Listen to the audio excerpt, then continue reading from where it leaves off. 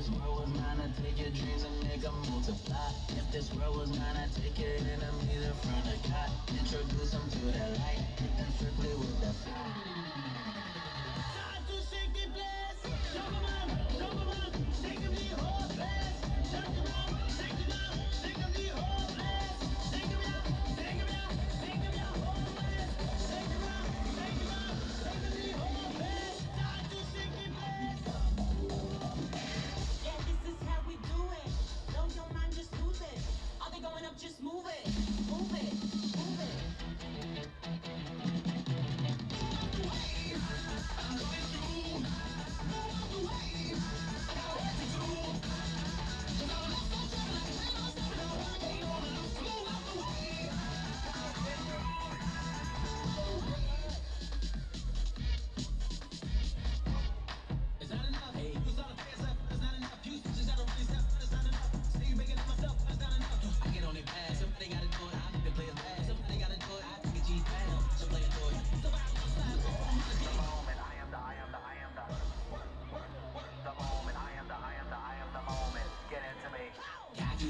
They can't stop me, they mad, block me, paparazzi love to stalk me, though I beat this face like Rocky. I am the moment, I am the moment, get into me. Yeah, are you feeling me? Turn up the energy, turn up the energy. Get on my frequency, got the whole other seat. Turn up the energy, turn up the energy, turn up the energy. Yeah, yeah, yeah.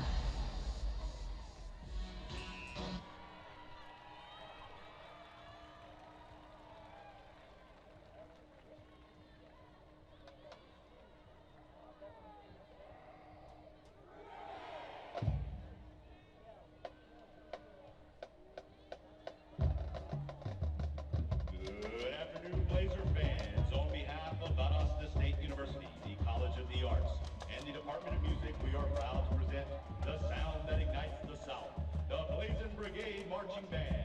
Leading the band onto the field are drum majors Becca McCord and Natalie Savoy.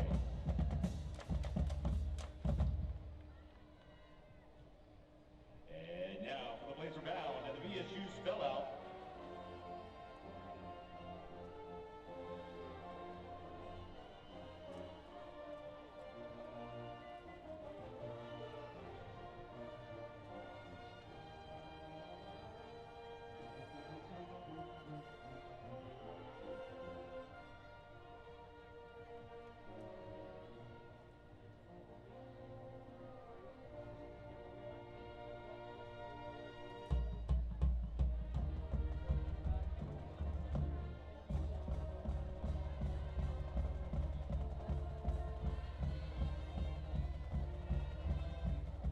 Join the Blazing Brigade in cheering on our team with the fight song and the famous floating BSU, followed by making the signature Valdosta State philosophy.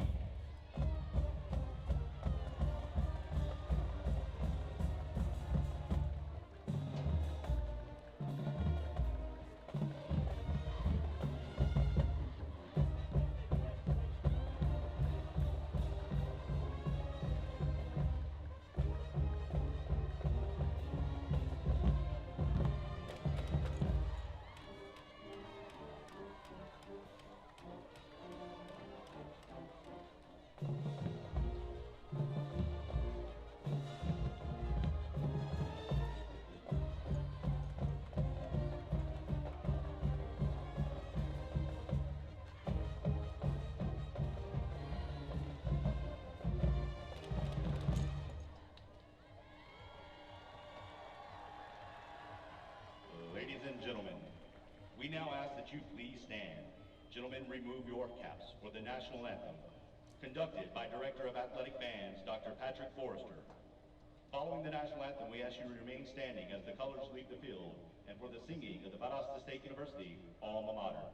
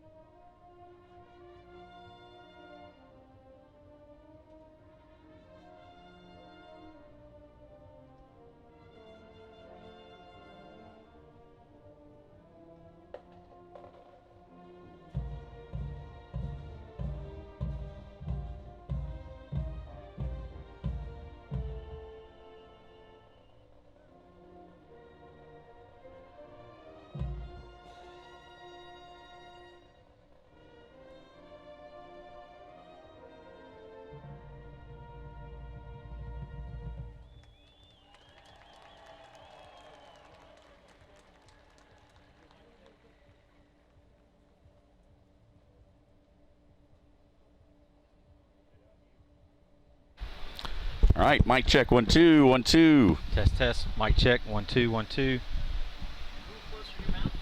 Check, check. Mic check. 1 2. All right, sounding good.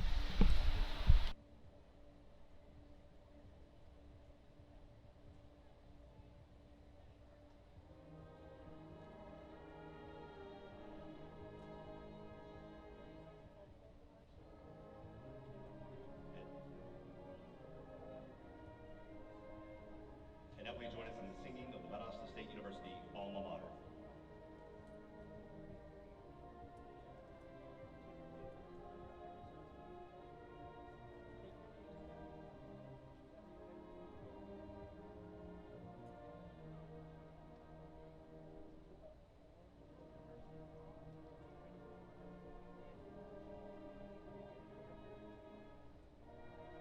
Chick-fil-A St. Augustine Road, we pride ourselves on providing the freshest, most quality food with the highest tier of customer service. Whether you're picking up in our speedy drive-thru, enjoying a meal in our inviting dining room, or having your food delivered to your home, office, or venue, our goal is to provide you with the most exceptional food and service. We're working better together to serve our guests and community at the highest level. We look forward to seeing you. The Houston Orthopedic and Sports Medicine Clinic has been at the forefront of sports medicine since 1949 and has served Valdosta and the surrounding area for the past 40 years. Treating athletic injuries for all of South Georgia, Houston doctors are team physicians for the Lowndes Vikings, Thomas University, Colquitt County Packers, and Valdosta State University. Call for an appointment to see your sports medicine specialist. For the small town feel, stay for the big adventures. In Valdosta, adventures await around every corner. Every day brings unique experiences and unexpected thrills, creating memories worth staying for. Where small town charm meets big time experiences. Valdosta, stick around for the memories.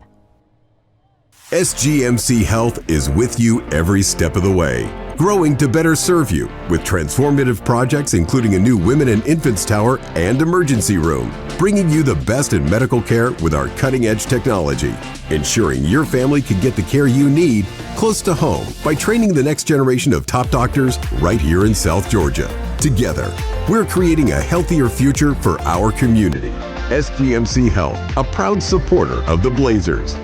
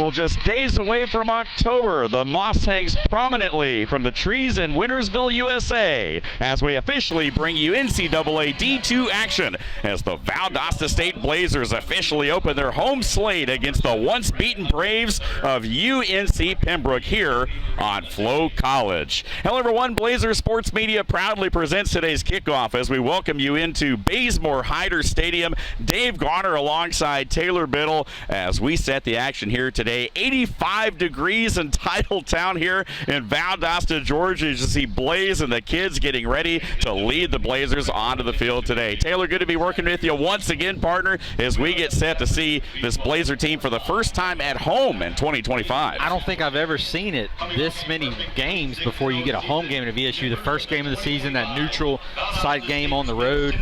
I think Valdosta State might have been the home team there, but it was on the road, I believe, and I believe they were. They were responsible for all the home stuff, but yeah, here we are, late September, first home game. Happy to be back in the friendly confines of Bazemore Hyder Stadium. Let's talk about, of course, this Valdosta State team. Obviously, they come in at ranked number 20 in some polls, as high as 12 in others. Graham Craig, the first-year head coach, the former offensive coordinator, now promoted, as you see the captains here at midfield, and, of course, the referee here with the coin toss. And, of course, we'll see who takes the ball first right here. And good vantage point from our viewing here, partner, as we get set for today.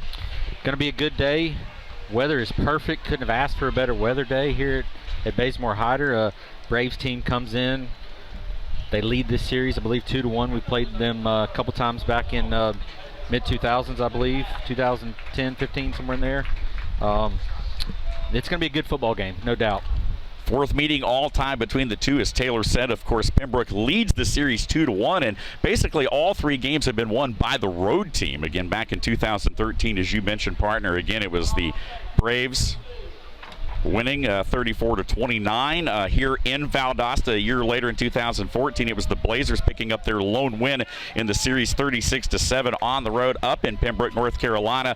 But in 2016, it was Pembroke who took the advantage back in the playoffs here in Valdosta, 24-21. So today, the fourth meeting between the two as we get set to go. And again, talking about this Pembroke team, just once beaten the Braves, as we talked about, Mark Hall in his third season as the head coach, 16-9, 30-16 overall, his fifth year as a head coach. Of course, he spent 15 years at Shawan, the opponent for Valdosta last week, but he's done a great job with this UNC Pembroke Braves team. It's a team that's well coached, as you said. They're going to come in here ready to play. Delta State was a victory for them 2 weeks ago. Yep. Common opponents that Blazers are facing this year, so it's going to be a hard-fought game. Can't overlook any opponent at this level. And Blazers going to come out ready for action. Both of these head coaches, offensive-minded head coaches, Taylor. Of course, Mark Hall calls the plays for the Braves, and, of course, Graham Craig, the former offensive coordinator, calling the plays for the Blazers. Defensively, though, again, Colin Neely, the defensive coordinator, sixth year with Coach Mark Hall for Pembroke. Again, he has been excellent in what he's done. Of course, 10 sacks on the season through the first 4 ball games and a couple of interceptions. They really get after you. Meanwhile, the Blazers with Greg Harris, the first-year defensive coordinator here in Valdosta. Again, his defense with 4 interceptions, all 4 of those coming last week in that big 56-3 win over Shawan. Blazers take the field there. One thing I did notice, captains come out. Dallas Robinson, number 2, yep, our leading tackler on the defense, is in street clothes. That will definitely be something to watch here today. Again, Dallas Robinson, the free safety, who's really flown around during the early part of the season, out of the lineup today. And so it'll be interesting to see how the Blazers adjust in the back end of that defense here.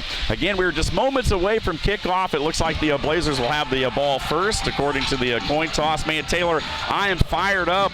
It's time now for Biddle's Bits, keys to the game. What do you got for his partner? What do these teams have to do in order to get out of here with the dub? Rushing attack. I think you got to set the tone rushing. Corey Reddick needs to come out with a hot game. Him and Eric Watts need to come out really firing. And then you got to be able to stop the dual-headed threat at quarterback for Pembroke. Trey Robinson, 53 of 87 for 813 yards on the season. Good night. He can also do it on the ground. 37 rushing attempts for 196 yards. If you don't contain him, it's going to be a long night defensively for the Blazers. Well, you saw the kids run out. Today is Youth Day. It's also Family Weekend here on the campus of Valdosta State. And, of course, it's also the Blazin' Brigade Band Day. So it's a lot of days here in this home opener. They've waited a long time for this one. Again, the Blazers open the series over at Legion Field in Birmingham against Clark Atlanta, 31-28 win. Then, of course, they came back the following week and lost on the road up in Charlotte to Johnson C. Smith, 28-16 in a game they controlled most of the night. It just got away from them in the second half. But then they followed that up last week, or 2 weeks ago rather, with the win over Shawan, 56-3 up in Murfreesboro, North Carolina. So it's been all basically North Carolina opponents, and another one, of course, here today in Pembroke, who lost their opener against Wingate 30-21 on the road. But since then, they've rattled off 3 straight home wins over Fayetteville State, Delta State, as you mentioned, partner, and Ferrum last week, respectively. They're on a roll. No doubt. So Taylor Harris set to kick off for the Braves, number 49, 6'1", 170-pound redshirt freshman. Braylon Anderson back deep along with Hall, and of course number 6 Reddick, as you mentioned back there, as Harris puts his foot into it. And again, this one returnable from just inside the 5-yard line. They will fair catch it though, and it will come on out there. Again, a nice job of not taking any risk there in the back end by the return team for the Blazers. Again, Jordan Jones back there. So let's go ahead and take a look at this Blazer offense. They're averaging 34.3 points a game coming into the game today. That's good for 30th nationally. Again, their turnover margin is dead even right now coming into the game. Only 6 sacks allowed through the first 3 ball games. Defensively for UNC Pembroke, again, 22.2 points they've allowed, but they have really done a nice job getting upfield and getting after opposing quarterbacks. They do run with their head down for sure. Try to get pressure as best they can. So Jamison Holcomb, again, starting for the Blazers. 12 of 16 last week, and whistles blow on the opening snap here at a false start. Not a good start indeed for this Blazer offense.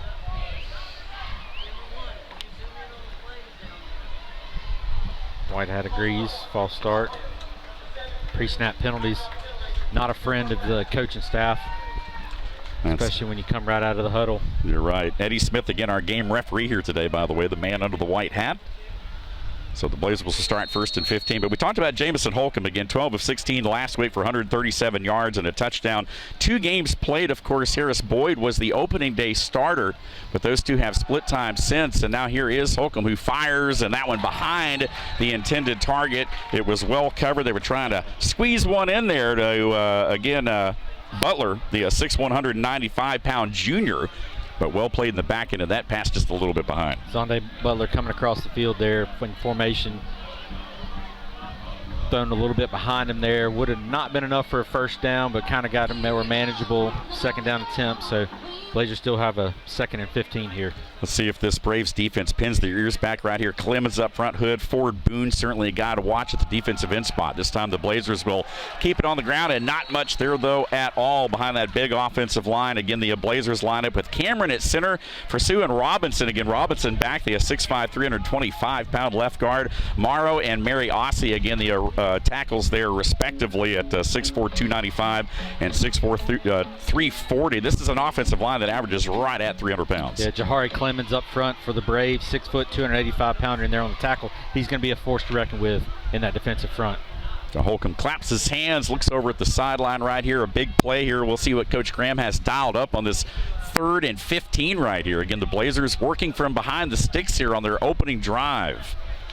And the Braves going to pin their ears back and try to get to him. Going to fire across the middle. He's got a man there. Council Allen makes a big grab right at midfield. And that gets the Blazers out of an early hole. Council just splitting the safeties. Guy that was not on the roster last year, had some eligibility issues back this year. Split the defense. Good job being patient in the pocket, finding the open receiver for a first down into Braves territory. 5 receptions for 68 yards and just a game played for Council Allen. He is back, and in a big way, as the Blazers to the plus side of midfield, and this time they'll keep it on the ground. There is Reddick, his first carry of the afternoon. Will pick up a couple of yards to the 43. And again, really want to get Reddick going here today. 231 yards coming in on the season, almost 7 yards per tote with 4 touchdowns and a long of 56. The Braves defense definitely going to have to keep him corralled today. Well, it's a 1-2 punch, him with Watts as well. 28 carries, 214. He's also averaging a little over 7 yards per carry. Both have got 7 rushing touchdowns on the season. You saw Britton Pasco, again, the DB coming up to make that last tackle. They're number 8 in your frame. 2nd down and 8 after a short gain. This time they'll split Woods out, and they'll throw a ball in and out of the hands there of the intended target, who had it inside the 40-yard line, incomplete. Just couldn't bring it all the way to the ground. Butler just there on a stick route, just get 10 yards and stick and turn around, a little hook, and not able to come down with that reception. Another 3rd down here for the Blazers. And that is Zande Butler, by the way, number 8, who's back today as well. The Blazers getting a couple of weapons that we haven't seen back in the lineup here today. Butler, one of them. So here's another critical 3rd down and 8. The Blazers overcame 3rd and 15 just a moment ago on a deep ball to Council Allen. And let's see what they have in store right here as they try to keep the chains moving here with almost 2 minutes gone in this opening quarter.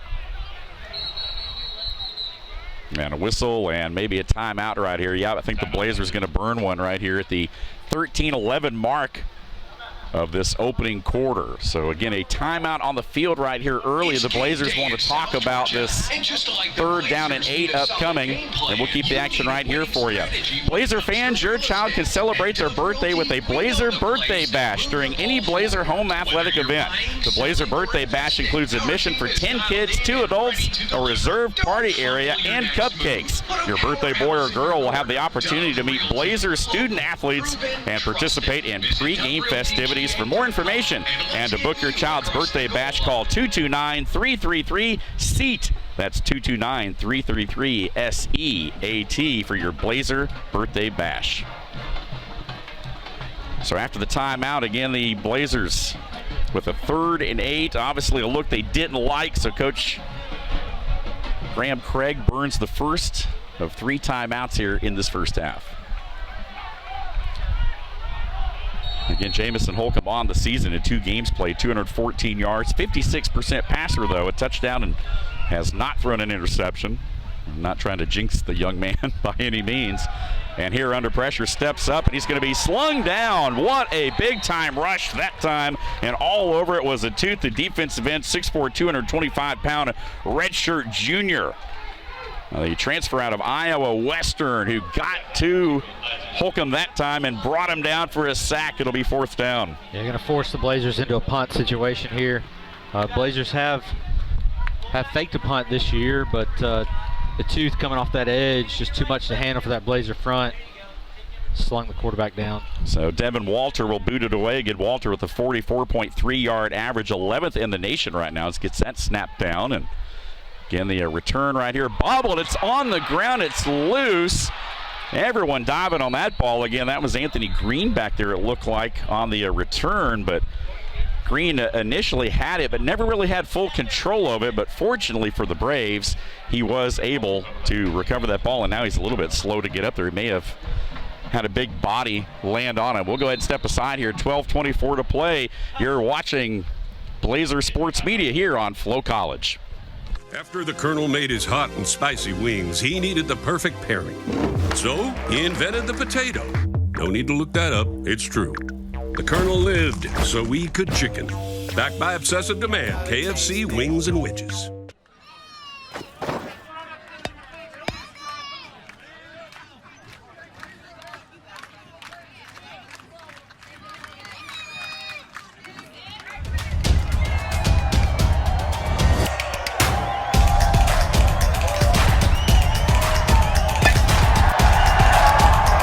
Synovus is the bank that helps you step up to the plate for your big league dreams. Get there with Synovus. I'm just being myself, cool as can be. When I'm being myself, you wish you were me. It's so easy. Get out your own way. Easy peasy, breezy, none. What's the point if it ain't no fun?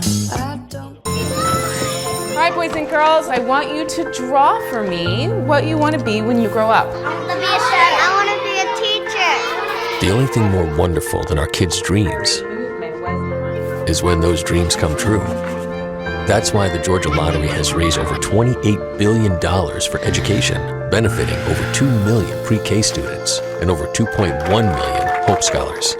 Because amazing things happen when hope finds a way. After the Colonel made his hot and spicy wings, he needed the perfect pairing. So he invented the potato. No need to look that up, it's true. The Colonel lived so we could chicken. Backed by obsessive demand, KFC, wings, and widgets.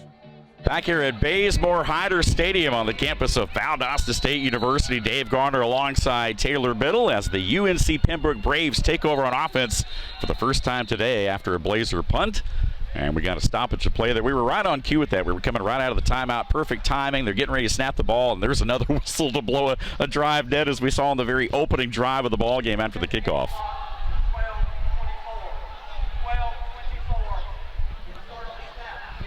So apparently they let a few extra seconds roll off on that last exchange there, so they're wanting them to reset the clock right here. Well, Taylor, again, not the way that the opening drive for the Blazers, who had a lot of opening drive success last year, not the way they wanted it to go. They did overcome a big 3rd and 15, but then it stalled after that big play to Council Allen. Yeah, that's why the defensive pass rushers make the most money in the league. They put the pressure, they can stall the drive for you, and that's exactly what happened there with the Braves pass rush, getting to the quarterback and sacking him. So now it's Trey Robinson time. Again, the 6'1", 200-pound sophomore out of Charlotte, North Carolina, Chambers High School. He takes over. Again, he's got a good backfield to work with. Felder, of course, one of the guys to watch here today. Joel Felder, the 5'11", 195-pound fifth-year running back. And a high snap right there. They get it down and looking to throw the football, but under pressure is going to scramble out of there. Fires, he's got a man, and that one right up against the sideline up at the 33-yard line. It is going to be a catch. A great job to secure that football with a defender hanging on the back of him. And that is Albright, the leading receiver right now in Conference Carolina's play, as he comes up with a big grab there on first down. Trey Robinson extending the play after the high snap is really the play of that, the key of that play there. Jaquan Albright, again, certainly a guy to watch today. They go back to him right there on the slant, but that one just a little bit in front of him up at the 45, and it falls incomplete. So 11:47 here, the opening quarter, no score. Again, the first drive of the afternoon for UNC Pembroke as they come in averaging right at 30 points a game. Offensively, defensively allowing 22.2. The Blazers allowing 19.6 through the first 3 games they've played this year. Again, they're coming off the bye week. But that 19.6 is good enough for 40th nationally in D2. Does look like LeBarion Moore is going to be the substitute for Dallas Robinson. He's in on that play. Robinson back to pass. The Blazers only bring 3. They'll put it out in the flat. Felder makes the first guy miss, but not the second. And he is taken down right there at the mark. Maybe a yard, if that, on the first down play. It'll bring up 2nd and 9. Yeah, good open field tackle there by the Blazer defense. Stop a big play there. You make that tackle, miss that tackle, and he's off to the races. Seen that so many times by the Blazer offense, and good job open field tackle right there. Saw, of course, Jarius Curry, number 36, the linebacker right there, making the stop. A little bit of a different look, a new look Blazer defense, of course, under Greg Harris, as we've talked about, but also some familiar faces as well. Robinson here, he's got a deep out, he's got a man wide open. That is number 2, again, Q Kennedy, but lost the ball and it stripped away from him, and now the Blazers pick it back up. They're going the other way with it, and wow, again, Samuel Curry down there, I believe, or was that, I'm not sure. Man, wow. Yeah. My goodness, that ball just got ripped out of there. Quay Kennedy, the receiver that caught the ball for the Braves and was off to the races, trying to weave through traffic, and good job by the Blazers getting in there, knocking it out. So Blazers are going to take over. I believe that's Rance Connor, actually, who switched numbers on us, but Rance Connor wearing number 8 here today. And so, again, Connor able to rip that ball out of there, was able to pick that ball up and bring it back a little bit. It's a name from the past, Rance Connor. Been with the Blazers for a couple years. Yep, traditionally wearing number 12, but goes to digit 8 here today. So again, Rance Connor already with the big play defensively. Now the Blazers take back over offensively on the ground, but nothing doing, and a big push once again by the Braves there again. Marquise Raspberry, let's talk about this guy for a minute. What a season he's had defensively for Pembroke. Again, a forced fumble. He's got a sack and a half, 3.5 tackles for a loss, and has really flown all over the field. The big play guy in the back end of that Braves defense. 6'1", 200-pounder, and his speed is what really kills the defenses or offenses. Can get in there and disrupt the play, come down into the box really quick. Showed it right there. So a loss of a couple, 2nd and 12. Going to swing this one out. Up across the 25, puts his shoulder down and barrels ahead across the 30. Going to be about 2 or 3 yards shy of the first down, but another nice job there. That was Reddick out of the back foot. And this Blazer offense, we've seen it really, Taylor, over the last couple years. They like to throw to the backs out of the backfield. Just an extension of the run game. I know they talk about it all the time, but get your playmakers in space. Get them out there. Make, instead of the box being so heavily trafficked, get them out there. If they can make one guy, maybe 2 guys miss, get a block on the edge, be just as effective as a receiver downfield. So 3rd down and 5 right here. The Blazers still have a little bit of work to do from their 31. Bring a tight end in motion right there who settles into that H-back spot. A little quick slant right here, and that one was intercepted. Was that intercepted? And it was. What a jump on the ball.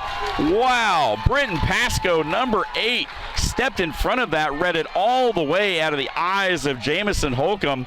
And Holcomb throws his first interception of the season, and that's a big one. So how about that, Taylor? Big exchange of turnovers here in this last couple minutes. I agree. Not so sure that wasn't maybe a catch and a strip as he was going down. I couldn't really tell from the angle. Wish we had replay. It was our back was our vantage point as you sit in the press box here. And either way, it's a turnover, and the Braves have great field position looking to cash in. So after the big pass completion, the ball, of course, gets ripped away. The Blazers take it defensively, but they give it right back. And so now UNC Pembroke with a short field here at the 32-yard line of Valdosta State. And Trey Robinson will go back to work. The receiver in motion, and they will hand it to Felder. His first carry of the afternoon, or his second, takes it inside the 35. He'll have about 3 yards on first down. Of course, the Pembroke offensive line, Pruitt, 6'3", 290 in the middle. Chance and Fennell, the guards there, right around 285 apiece. Turner and Parker both at 6'4", right around 270 pounds. They averaged about 280 across the front through the Braves here, and they're running behind that offensive line today. Greg Hutchins, defensive end, Purdue transfer, 6'4", 285 in there on the tackle for the Blazer front. Kennedy wide to the top. Now they'll move some guys around here again. One of those fullbacks, they run a couple different ones, but Jackson Karcher, 32, who also plays a little bit of linebacker as well, is in there, but they're going to swing it out to Felder right here, but well played by the Blazer defense, and Felder going nowhere as he's wrapped up about 6 or 7 yards behind the line of scrimmage. Big play there. Yeah, that's Moore again. It in for Dallas Robinson coming downfield quick, recognizing the screen out there in the flats, making the big tackle there for the Blazer defense. So now Jordan Maracucci, again, the 5'11", 205-pound receiver into the lineup, again listed as one of the top 2 guys on that depth chart. They run a lot of different receivers right here. Now they run a little bit of a double bunch here. Again, twins to both sides of the formation, but in tight right here as the Braves go between the hashes on 3rd and long. And this time Robinson just going to roll on out right here, trying to turn the corner. Going to be caught from behind there and drugged down at the 32. Nice pursuit by the Blazers there from the backside there. What a job, big number 92, Mark Robinson, able to drag him down. And he is still down on the turf, though, but he might just be out of breath. That was a long way for the big guy to run. It was, and just the way he tackled him, he kind of came down on his legs. I think he's going to be okay, but just didn't. Blazers were kind of in a spy setup there for Trey Robinson. So deadly. You can't turn your back on him running down the field trying to be in coverage. So 4th down here. I feel like this is probably go for it territory here. Probably going to be a little too long for a field goal. Yeah, Taylor Harris is long, has 47 on the year, so probably within his range, but like you said, Taylor, kind of in that in-between territory. Yeah, this would have been right at about 50 if they would have put it down. So they are going to keep the offense on the field right here. Watch Jaquan Albright here to the bottom of your screen. Trey Robinson going to fire inside, though, in and out of the hands of the intended target. That was Jordan Marcucci, but it was well played. One of the Blazers there in the back end getting a hand in there as well to break it up, and it will go over on downs. And basically all the action, Taylor, so far here in this opening quarter has been played between this, this north end zone, if you will, here between the 20 and 40-yard line. Andrew Douglas, DB, 180-pound junior, Kennesaw State transfer, also a Georgia Southern time. He's been in there to break that up. So a couple of, absolutely right, a couple of trades besides the midfield big play that the Blazers had. We've been spending most of the time in Blazer territory here. So Eric Watson there again, 214 yards on the season, 7.6 a touch and 3 touchdowns, a long of 75. And he stands next to Jamison Holcomb right now. He'll get the touch, but he is hit immediately and swallowed up in the backfield. Already a lot of negative plays, Taylor, for this Blazer offense, as we talked about the Braves getting upfield defensively. Yeah, just the blitz off the edge, just too much to handle there. They weren't accounting for that, thinking that we could outrun it to the left side, and the speed of the Braves defense there really showed its head. Cameron Rutledge shooting through there, as you saw, number 28 to make that initial hit. And once again, Valdosta State working from behind the chains here on this series. Again, no score as we go under 7 minutes here in this opening quarter. Both teams have had the ball now a few times, but have been turned away. Turnovers, downs, you name it, now whistles, and it looks like the Blazers will burn another timeout. So Coach Graham Craig, as the play clock was winding down close to zero, takes the timeout with 6:41 left here in this opening quarter. Join the Lady Blazers basketball team for a fun night of bowling on Tuesday, November 4th at 6 p.m. at Jack's Bowling Lanes. Bowling with the Blazers will consist of 3 tournament-style games. Each team will be coached by a member of the women's basketball team. Visit the Lady Blazers social media channels for more information and to register. That sounds like a fun night right here. And I noticed our Blazer crew, they look like they're wearing some bowling shirts, the new Blazer Sports Media shirts. They kind of have that bowling feel to them a little bit, so I like that. Well, partners, so far, man, it's pretty much as we said. It's been played between about a 20-25-yard margin here in this north end zone up here between these two teams. No one able to break through here so far in this opening quarter. The Houston Orthopedic and Sports Medicine. So after the Blazer timeout, they only have 1 left now in the half, by the way. They've already burned 2 here in this first quarter. And here's Holcomb going to throw a short pass out in the flats. Got a man, and good catch there, but unable to break away from the open field tackle. Again, the reception was made by Joel, again, Wandu, the 6'4", 217-pound tight end there, who has his first catch of the ball game. But good open field tackle right there, and they just do good to get back to the original line of scrimmage. Yeah, you got to know where you're at stick-wise, and might need to get that route just a little bit deeper to get more manageable on third down here if you're the tight end. Wandu out of Dixie Hollins High School in St. Petersburg, Florida. So third down and about 9.5 right here for this Blazer offense. Again, trying to overcome the sticks. Holcomb fires it out, but a little bit wide of the intended target, and I'm not sure that Richie Elaraza, the wide receiver, is really ready for that one anyway, but it does sail wide. So another 4th down, another great stop by this UNC Pembroke defense, and they'll force another Blazer punt.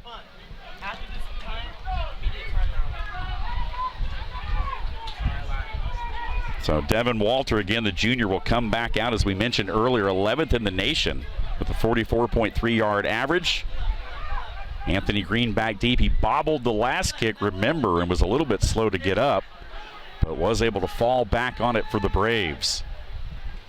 High snap, but again, Walter gets it down, and this one is returnable again for Anthony Green. Makes a couple of guys miss, and will push it up close to midfield. A good return there by Green, who was able to avoid some contact in traffic, and has the Braves set up again nicely on offense here with 5:43 to play in this first quarter. We'll go ahead and step aside. Again, you are watching Blazer Sports Media on FloCollege. Caldwell Architects brings creative and thoughtful design solutions to the conception and development of every project. As active members of our community, we understand the important role that buildings and spaces play and the people whose lives are impacted by every project we do. Caldwell Architects delivers state-of-the-art, efficient, and effective designs to solve real-world challenges. Let us help make your vision a success. Sports fans, we cheer on our favorite teams at fields, gyms, arenas, and stadiums. But have you ever wondered what it's like to be a referee? Verbal abuse from fans, parents, and coaches is the #1 reason why many referees are walking away. And they're not being replaced quickly enough by new ones. So put yourself in the official shoes, act with respect, and be officially human.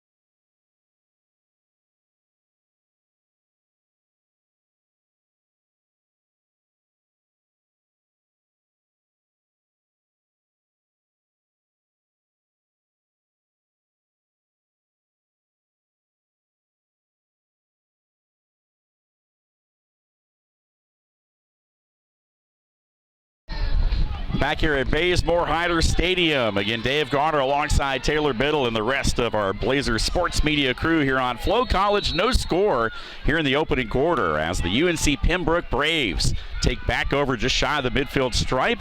And a quick throw from Trey Robinson out of bounds over to Albright. Again, shoved out of bounds by Ricky Ransom, the 178-pound sophomore, but a good gain on first down at Taylor again. UNC Pembroke, they've been here before a couple times already. They just haven't been able to finish drives. Yeah, the turnover there was pretty big. I feel like he was probably going to score on that play if he wouldn't knock it out.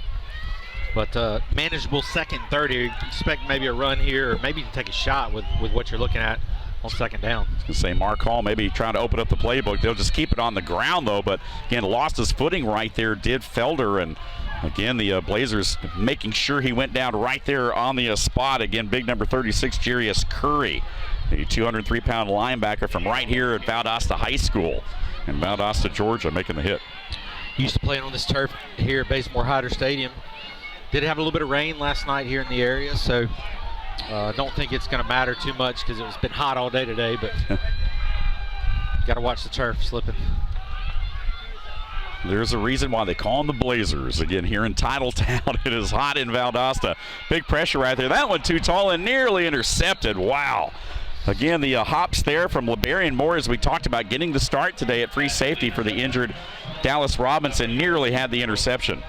Just right out of the reach there on the interception. And the bigger thing is here is you turn it over in great field position with the return punt. Not turn it over, you punt it, and they get good field position, stopping them. 3 and out, forcing a punt is the key there for the Blazer defense. Yeah, the Braves had 2nd and 3 there, but then the loss and then the incompletion, and now it's 4th down. And that punt going to be blown dead. Again, the referee, Eddie Smith.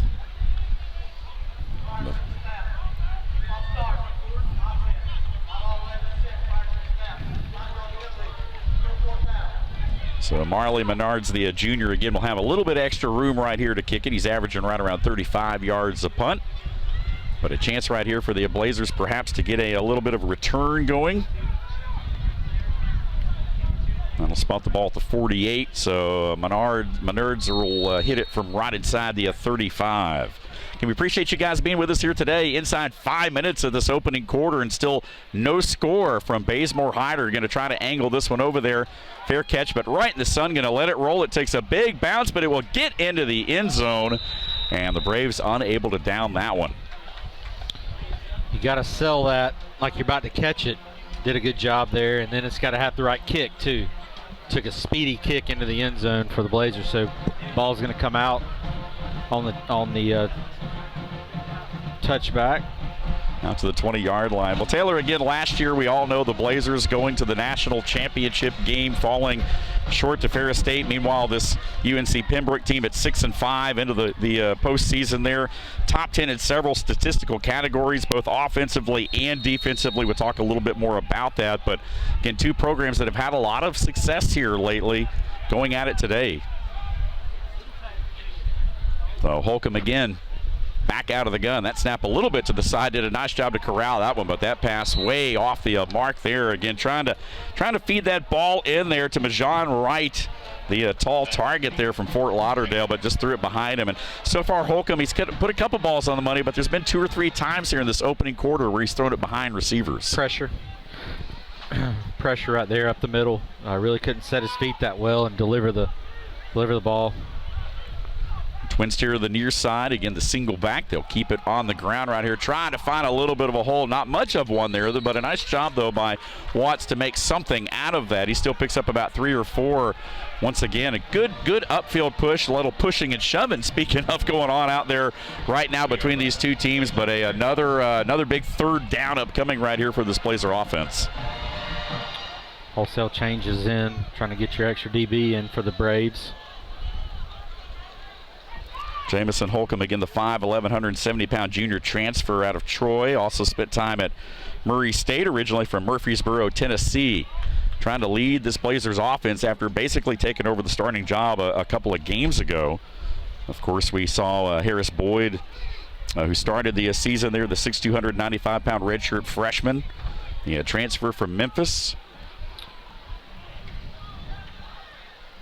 And right now, though, it's on Holcomb, and 3rd and 7. Again, under pressure, going to throw a long one. He's got a man open. Makes a nice move at the 35, still on his feet to the 40-yard line. And a big-time reception right there and a good ball. And once again, that was Wright, 81.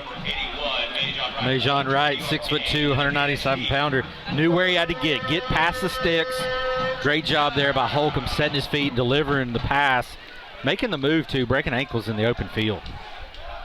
Blazers trying to make something happen here. And a whistle and a timeout going to be called this time by the Braves. So UNC Pembroke and Coach Mark Hall will burn their first of the half defensively right here as the clock stops at the 3:08 mark.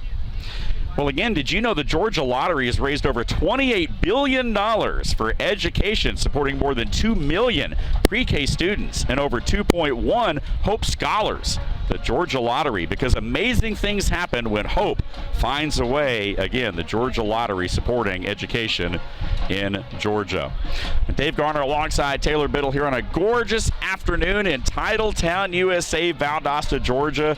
Again, Valdosta State comes in ranked 20th or higher in most polls, and there you get a look at the Blazin' Brigade on Blazin' Brigade Day here at Bazemore Hyder. Wear red day today, too. The crowd shows up in their red as well. A lot of days today. That first home game, you got to cram them all in. Right. I think next week will be Breast Cancer Awareness Day against Lenora Rhine. They'll be coming into Titletown next week. And, of course, meanwhile, UNC Pembroke, they'll be back on the road at Erskine. So, again, a string of 3 straight home wins for the Braves, but now on the road, of course, making the 400-plus mile trip to Valdosta, about 6.5 hours on that bus down here again yesterday. And again, they will be back on the road next week, back in South Carolina. A little bit closer trip for the Braves next week. On the ground right here, but going nowhere. Big bodies flying around defensively today for UNC Pembroke, and they get him in the backfield for another 3-yard loss. A lot of negative plays here in this first half from this Blazer offense. Yeah, the penetration on the interior of that offensive line or defensive line has just been a lot to handle for the Blazers offensive line. There you see the Blazer front in the screen, and got a little bit of returners there. Mary Ossie is a returner as well. Morrow, you've got some experience up front. Just too much to handle so far for the Braves. And once again, Holcomb under pressure, sidesteps a would-be tackler, throws one into the hands of Watts out of the backfield. And boy, he kind of snuck that one around a defender who was trailing the play there and squeezed that one into window. Watts did a nice job just to haul that ball in. But it's still going to be 3rd down and long right here, 3rd and better than 8. Had to sidearm it to get it around the defender. As we near the 2-minute mark of this opening quarter. Again, Valdosta State, 14 touchdowns offensively on the year, 11 on the ground, just 3 through the air. and only 36% coming in on third down. So, again, we see that playing out here a little bit today. The Blazers overcame their opening 3rd and 15, but the other third down since then have not been so kind. Let's see what they have dialed up right here on 3rd and 8. Holcomb again under pressure. Gets that ball out of there, slings it forward. They aren't going to say his arm was coming forward, so the ruling on the field is an incompletion. But it will bring up another 4th down as once again that pressure caves in on Holcomb, and he really had no chance, as you mentioned, partner, to set his feet and get rid of that ball. Yeah, the Braves are really pinning their ear back. They're not really worried about the downfield passing at the moment because of the pressure they're able to get on the Blazer quarterback. So, as you mentioned, forcing another punt here on 4th down. Tevin Walter, again, his 3rd punt of the afternoon. Once again, Anthony Green back deep, had a decent one on his last return. About a 15-yard return. Good snap this time. Pressure, but Walter gets it away, and boy, he hits this one well. Fair catch signal inside the 15-yard line by Green. He makes the grab over his shoulder, and it will be 1st down. So 1:41 left here in the opening quarter.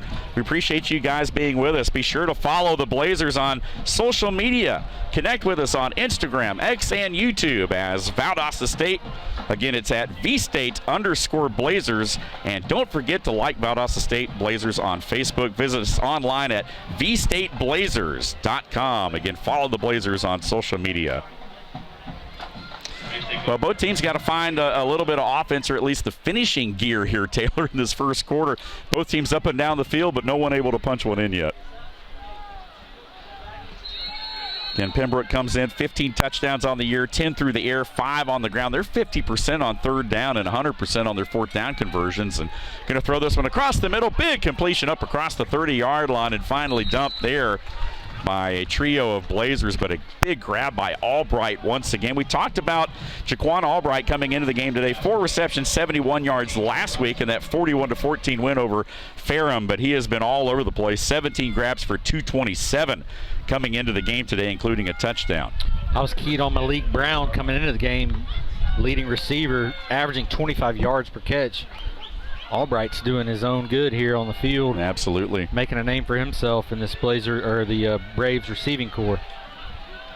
This time they're going to send Kennedy in motion. Going to keep this one on the ground, and tripped up right across the 35 for a short gain is Felder. There we get a look at Felder. Felder's had a really nice season. Of course, last week he had 132 rushing yards on the season. No touchdowns so far on the year. Does have a receiving touchdown, does Felder, but they'd like to get him in the end zone today.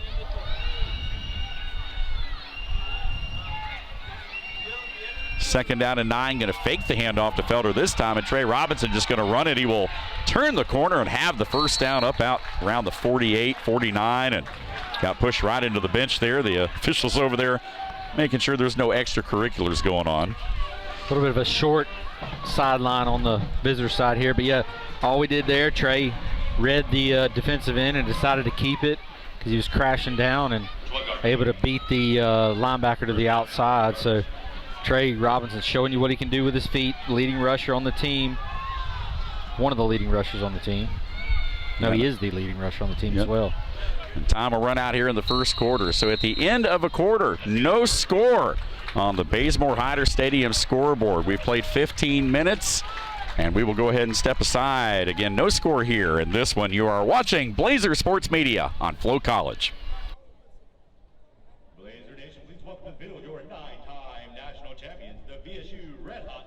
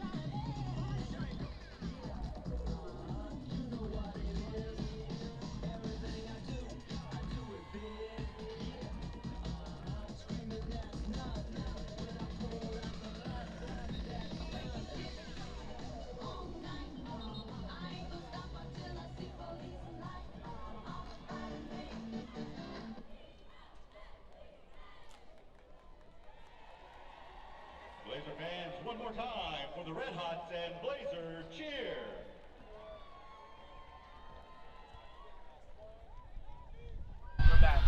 Synovus is the bank that helps you step up to the plate for your big league dreams. Get there with Synovus. We appreciate Synovus Bank being on board with us today as part of our live coverage right here on Blazer Sports Media on FloCollege. Dave Garner, Taylor Biddle with you as we start this second quarter. No score, partner. Both teams struggling offensively to finish drives. And here is Trey Robinson rolling right. He's going to take a deep shot, his first of the game. He's got a man there, but knocked away at the last minute. Clean play. A late flag comes flying in from the side there from the back judge. And again, looked like it was timed up pretty good there at the onslaught. But again, Josh Brown, number 5, looks like he's going to be called for the contact. I thought he got his hand in there just the right time. Must have had the right hand hooked on the back, because he stuck that left in just at the time the ball was getting there. So the field judge threw a flag about 30 yards away with the pass interference. So a tough break right there for the Blazers defensively. And again, the 15-yard penalty. Not a spot foul, of course, in college like it is on Sundays in the NFL game, but nonetheless a big play there, a 15-yarder, and that one takes the ball all the way down to the Blazer 37. So once again, the Braves in business. Basically every drive they've had today has been in Blazer territory at one point or another. But they have no points to show for it right here. And this time going to try to throw one. Oh, pressure and a sack. He goes down, and that time held onto the ball just a split second too long. Julius Pascal, 5'10", 184-pound sophomore. They call him the Spur. Spur, linebacker there. Outside guy coming in, making the tackle. Well, the Braves have put all kinds of pressure on the Blazer offense today. The Blazers finally get to Trey Robinson in this UNC Pembroke offense with that Pascal sack. And so that will back them up second down and about 18, 19 yards right here. Again, they need to get inside the Blazer 27 or 28 for a first down. And here's Robinson again, looking. He's got plenty of time now under pressure. Flush to the near side. Fires. Oh, a receiver slips inside the 30. And again, had Albright open momentarily, but he just could not quite slam on the brakes. And that one could have been intercepted. Could have been dangerous. Blazer DBs doing a good job putting an umbrella kind of right there to prevent Robinson from getting that on his legs. And just threw it just behind the intended receiver there, who was wide open, by the way. Just the momentum got him going too far, and he couldn't stop to show his numbers to the quarterback. So big third down here by the Blazers. And we talked about Pembroke again, 50% on third down coming into the game today. Have had some good numbers in that department. And going to need a big one right here. Third and long, firing deep across the middle. Got a man there, tripped up inside the 30, but going to be close to the first down marker. And even if they don't have it right here, you would have to think, because of where you're at on the field, they would go for it. Yeah, they're going to go for it. Nice job again. That was number 11 right there. You see, of course, on the reception once again, Marcucci making his second grab here this first half. Will stay in the ball game right here, and indeed the Braves will go for it. 4th and 2. Empty backfield, trips, and now Kennedy is the man in motion. They're going to fake it to him, and Robinson will have the first down to the 25. So again, the Braves stay 100% on 4th down through the first 4 ball games of the year. They turned one over a minute ago. Oh, they did actually. Yep, they did. You're right. The first one they turned over, their first possession. You are right. Glad you did catch that. Yeah, one. The Robinson there, you knew he was keeping. Just get the eye candy going in the backfield, and only needed a yard or two. So their big quarterback able to get the first down. So a little bit of a pistol right here. Look, and going to keep this one on the ground. Felder, made a man miss. Started in, cut out, but a nice move there on a Blazer defender to get outside and turn something out of nothing. So we're going to pick up 4 yards there on the play. Again, 12:30 left there in this first half. Appreciate you guys being with us. Again, both of these offenses averaging 30 or more points basically coming into the game today, but here we are stuck on zeros a few minutes into the second quarter. They're holding both teams to almost 20 points or under, though, are the defenses. So Premiums are going to be on each possession. High snap right here. Option look. Robinson will just keep and will be wrapped up around the ankle shy of the 15-yard line. And we'll take a look right here. That will be just enough for another Braves first down. Here you get a look at that offensive line we were talking about, averaging right around 280. Not huge, but they move well, and especially with what they do offensively. It works well for them. And so now they move the chains and inside the red zone. One of the few times today that either offense has been able to penetrate that 20-yard line going in. And this is Robinson again looking to throw, steps up under pressure, wiggles out of trouble, and is able to fall forward for a couple of yards. And once again, Robinson did a nice job there to be able to stay upright and get something. 8 rushes for 46 yards and a touchdown on the ground this year for Trey Robinson coming into the game today. So, again, he can beat you a lot of different ways, as we talked about. He can, and the pocket collapses. I think when he has the ability to extend a play right there coming up the gut, lots of pressure in the backfield, still able to get a positive gain. That's all you can ask for. Control the line of scrimmage. Keep good hands on the ball here in the red zone if you're the Braves. Robinson, the team's leading rusher coming into the game today, right at 200 yards and 4 touchdowns. But this time they hand it to Felder and going nowhere. Great job by that Blazer defense to string the play out. And once again, a little pushing and shoving going on over there on the sideline after that one. A nice pursuit by the Blazers. Getting over there and forcing a second down and long coming up here. Excuse me, a third down maybe. Yeah, they're only going to get a yard loss on the play. It looks like maybe 2 yards lost. Yeah, back to the original line of scrimmage, they're going to call it. And a timeout going to be called on the field right here with 10:13 to play in this first half. So both teams have burned 2 here in the half, which means both teams will have 1 to spare the remainder of this second quarter. Appreciate you guys being with us. And again, a beautiful afternoon as we've talked about here in Valdosta. And over the last couple of years, Taylor, we've always had some weather issues and things to deal with, of course, with some of the storms that have blown through here over the years. So it's nice to be able to kind of be dry here under sunshine early in the season as the Blazers finally have a home game after all these road contests. Yeah, we've had a lot of dry weather here in Valdosta the last couple of weeks, and don't want to jinx it too bad because of the hurricanes. Last year, remember, we had to do a game right after a hurricane down here. It was kind of awkward with no power in the stadium. That was an adventure. I mean, and today we're without the iPad. I mean, that would have been nice. You know, we'd be able to keep up with things. Usually but hey, we'll get it. Usually try to get more live stats. There we go. Try to pull them up on my phone here at the end of the half. Want to thank all the folks from Prince Chevrolet Buick GMC. Again, Valdosta State. Both of those winning teams together for decades. Prince Automotive Group, a proud sponsor of the Blazers.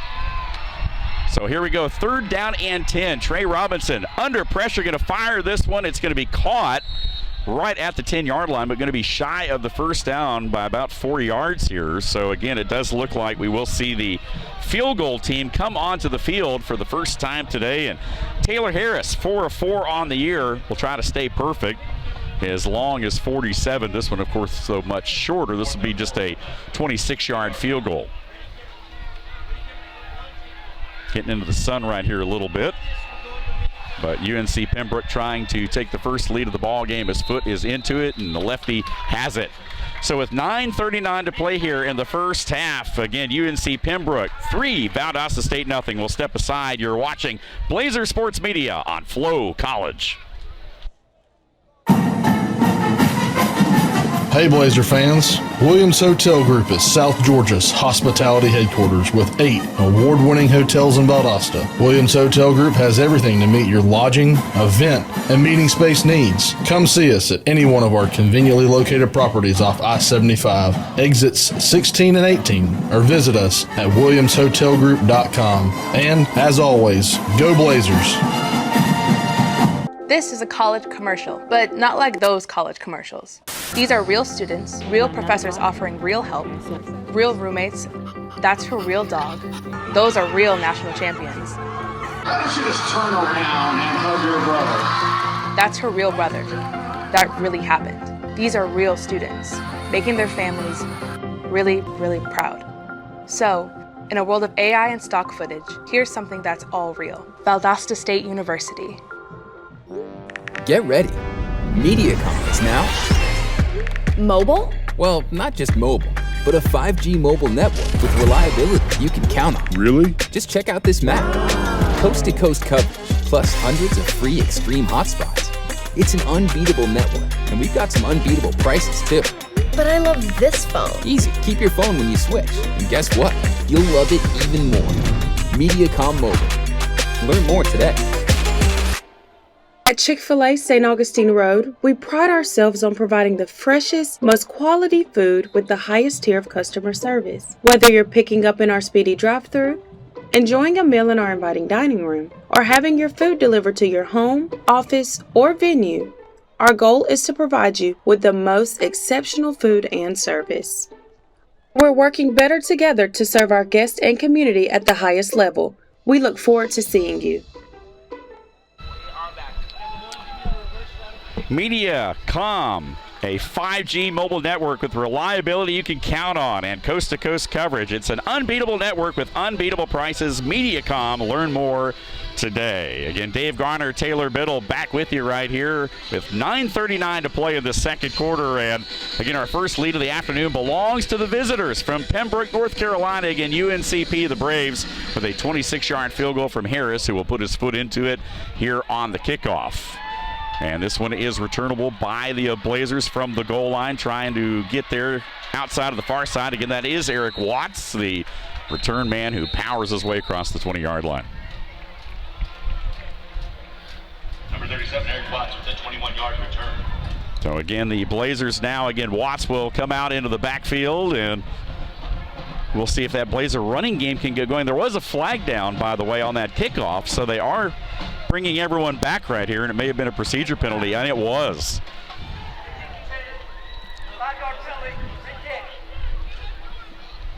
So after the procedure penalty, you know, when it's hot like this, Taylor, of course they want to try to make them run back down and try to cover that kick again, since they're a little bit out of breath there.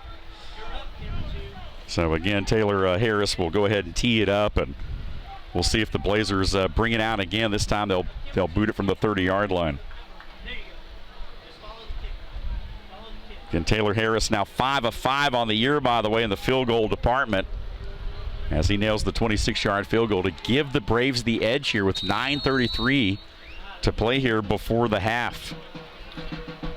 And once again, the lefty will put his foot into it. Oh, he slips and falls, and again, right to the up back at midfield, and that was not planned at all. As you see, Harris pounded the ground there out of frustration as one of the up men alertly caught that ball for the Blazers. And so, wow, they'll start with an unconventional short field. That's crazy. That was a great catch there by the Nang DB. Yep, I believe. Nyang? Yep, Nang, yeah. Nang, the DB. Kicker Harris hit a rocket into him when he slipped, and that's the third or fourth time we've seen a player slip on. Think about those kickers. They don't have the thick spikes a lot of times, like some of the offensive linemen and receivers might have too. So great call there on making them re-kick. Abe Yang again, a DB on the front line there, whistles and maybe movement. Yep, the Blazers jump again. So both teams having a hard time getting out of their own way here at times in this first half. Back to the previous possession. Great job there, I believe, by the Blazer defense, holding to a field goal there. Really penetrated deep into their territory, deepest anybody's been at all today, and able to save the field goal, really, and get great field position here for the Blazers too. Maybe get some points to answer. Yeah, they have not had the greatest field position today. Again, the Braves have owned that. But the Blazer defense has done a nice job just holding them to the 3 points. Going to swing this one out. Cancel Allen with the grab, but hit immediately and dropped in a nice play by Frederick Sellers, who came up and made the quick stop there, and that's going to be a loss. So, again, even with the good starting field position on the Brave side of midfield, the Blazers now backed up. It'll be second down and about 18 right here. Zonde Butler needed to hold his block for about another second, maybe 2 seconds, and you'd be off to the races there. And great job by the Braves defender there, shedding that block and making an open field tackle for a big loss. So 5-yard procedure penalty and then a 3-yard loss, and now they'll throw it out of the backfield right here. Good bit of blocking going on downfield from the receivers this time, and a nice job to fight back to almost the original line of scrimmage that time for the Blazers, and a nice job over there, but going to be 3rd and long.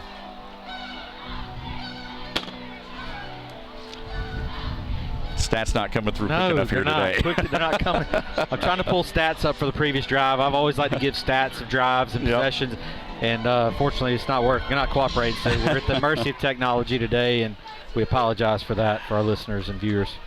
So 8:20 left here in this first half. 3-0 the score. Blazers trying to make something happen. Going to fire deep and over the middle. There's Allen. He's got the catch. Breaks off of a tackle, still going. 25-20 down the sideline and finally shoved out of bounds over on the far sideline. But what a grab as Council Allen climbs the ladder and then yards after catch. Council Allen is dangerous when he gets into open field. He shows you his field vision right there. Kind of scary at times because he goes backwards and, hey, go this way, go east and west. This is East and West Stadium, that's why I say that. Great job there coming down. Good protection up front. Great protection, honestly, for the first time. I didn't see a lot of pressure right there by the Braves.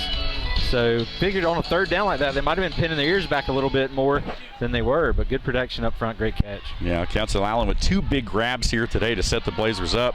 Trying to make it pay dirt on this one, and that is Woods, I believe, number 5 with one of his first carries of the afternoon. Again, a pretty deep running back room. Jamontez Woods with the carry that time, and again Woods has 3 rushing touchdowns on the year. Also, we saw a little bit of Roberson last week as well. There again, just the 1 game play, but he went for over 100 and a touchdown. So 3-4 different guys you may very well see in a rotation here today in this Blazer offense. You want your defensive front to be really deep, and you want your running back room to be really deep as well, and receiving core. And Blazers just showing how a bunch of guys touch the ball running.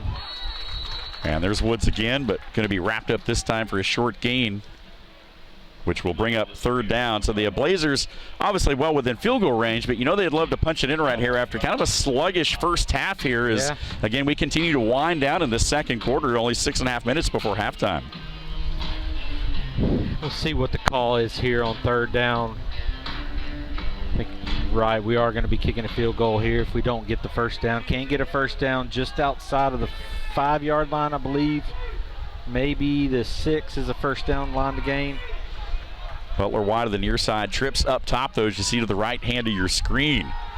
They're going to go to the single receiver here, though, but it was well covered in the back corner of the end zone. Again, Butler was that receiver, but again, not having it here in the back end. The Braves secondary steps up, gets in front of that one. So indeed, we will see a short field goal attempt now by the Blazers, who will pretty much be right on the same turf that, again, Taylor Harris kicked his from. This will be Matt Rolander again for about 27-yarder right here. So again, both teams with a similar field goal opportunity, back-to-back drives, and the Blazers trying to tie it right here. Get this one out of the hold of Devin Walter, the punter, and the kick is off. So it is missed, and the Blazers come up empty from 27 yards, and that's a tough one right there for Rolander. We'll step aside. Time out of the field. You're watching Blazer Sports Media on FloCollege.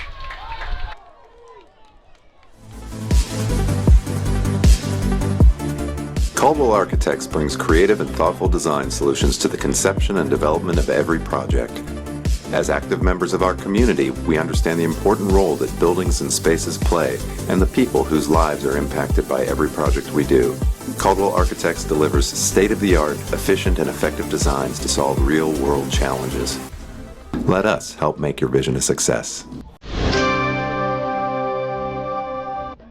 Sports fans, we pack stadiums, arenas, and local gyms every day. And every sports fan is uniquely human.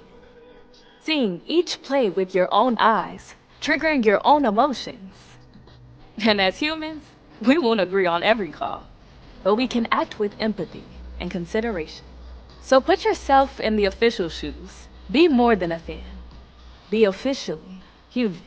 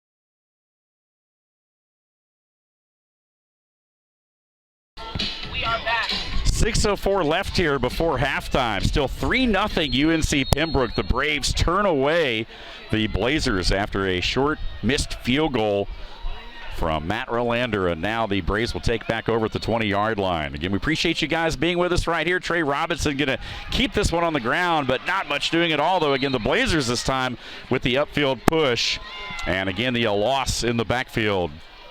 Julius Pascal again off that edge, 184-pound sophomore, 5'10", coming off the edge, making that tackle in the backfield. So good job there by the Blazer front, showing their moxie as well. You know, we're talking about the offensive prowess of both of these teams. So far, it's been the defenses, as you mentioned, partner, that have stepped up here today. And it is really, I'm not sure anybody really expected a 3-0 ball game here this close to halftime. Should have bet the under. Here's Robinson out of the gun. More pressure right in his eyes. He'll go down back inside the 10-yard line. So again, the Blazers now stepping up their pressure defensively, and once again, they effect that play. Yeah, Robinson maybe was looking downfield, trying to hit somebody on a post route I saw, and had to scram out of the pocket there, and couldn't keep his feet on the rollout, so 3rd and forever. So the sun right in the eyes of Trey Robinson in this UNC Pembroke offense right here. They've got 3rd down and better than 20. And the clock rolling here at 4.5 minutes. High quarterback snap, just a quarterback draw all the way. A lot of room to run there, but picked up a lot of that yardage, but just had so far to go. So still going to be well shy of the first down marker, even though that run netted him about 15, close to 16 yards or so, but it will be 4th down. And the clock will continue to roll right here. But, man, I tell you what, 3rd down, it's been an adventure today for both of these teams, as we've talked about. Of course, last week, the Braves with that 41-14 comfortable win over Ferrum, of course, at home. And, again, Valdosta State, they were off last week, but 2 weeks ago, 56-3 over Shawan. And this is Andre Hall back, and that one going to be blown dead. Hall, the return man. But a penalty marker, and this will back up the Braves another 5 here.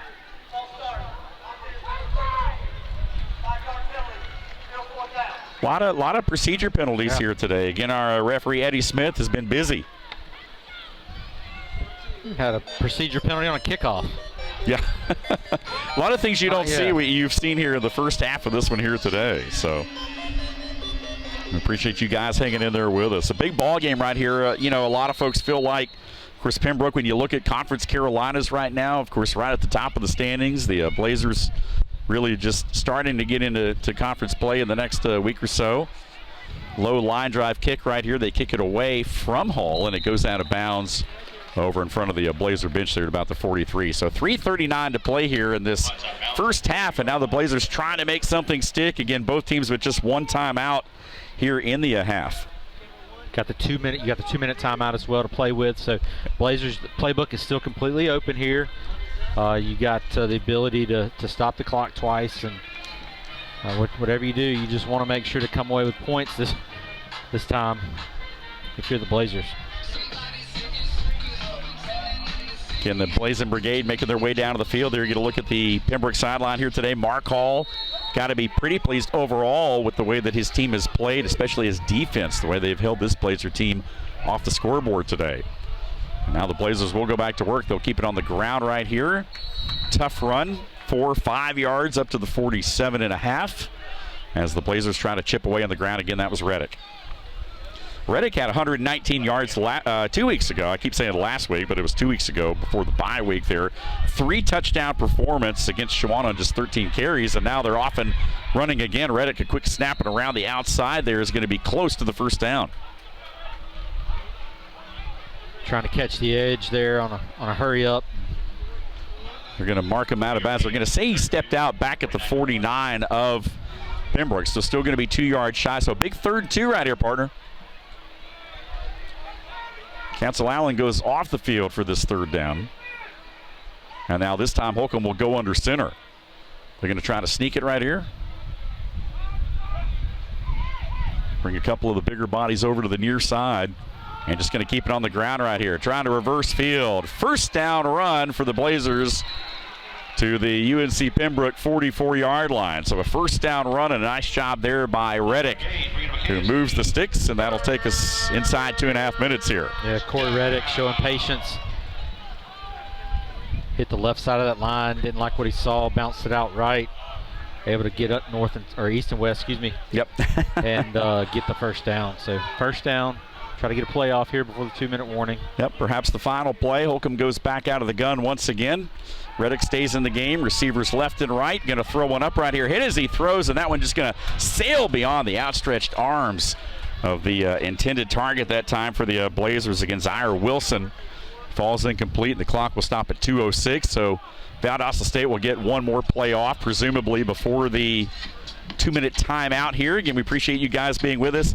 6 out of 7 games for Valdosta State this season are going to be teams from North and South Carolina. They're going to spend a lot of time in the Carolinas traveling and hosting. Just shows you the scheduling problems that D2 football now has with where you got to go to get games.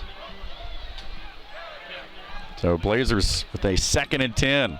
Holcomb this time, quick pass, really getting the ball out of his hands quickly here today. They throw it over to Wilson, who makes the grab inside the 40 at the 38. That'll set up a manageable 3rd down. And again, they are going to hit the, I think we did get to the 2-minute clock there. We did. So a 2-minute timeout here, and we will step aside. Again, Blazer Sports Media today is on FloCollege. We'll be back in a minute. The Houston Orthopedic and Sports Medicine Clinic has been at the forefront of sports medicine since 1949 and has served Valdosta and the surrounding area for the past 40 years. Treating athletic injuries for all of South Georgia, Houston doctors are team physicians for the Lowndes Vikings, Thomas University, Colquitt County Packers, and Valdosta State University. Call for an appointment to see your sports medicine specialist. For the small town feel, stay for the big adventures. In Valdosta, adventures await around every corner. Every day brings unique experiences and unexpected thrills, creating memories worth staying for. Where small town charm meets big time experiences. Valdosta, stick around for the memories. SGMC Health is with you every step of the way, growing to better serve you with transformative projects including a new women and infants tower and emergency room, bringing you the best in medical care with our cutting-edge technology, ensuring your family can get the care you need close to home by training the next generation of top doctors right here in South Georgia. Together, we're creating a healthier future for our community. SGMC Health, a proud supporter of the Blazers.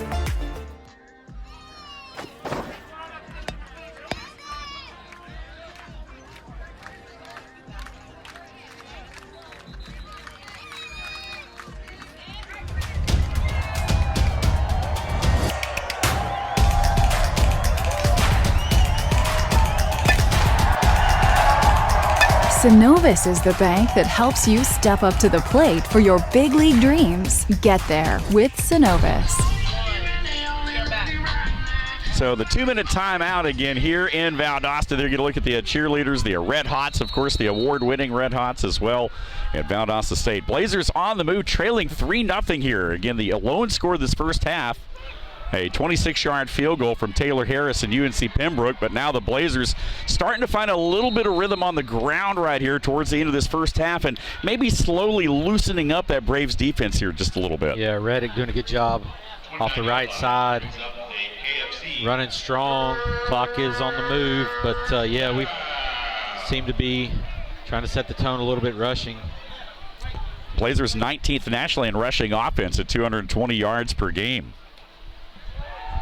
And this time going to go back to the air, presumably. Holcomb just going to keep it, nowhere to go down the field. Oh, lost the handle on the ball. And it looks like they are letting this play go on here again.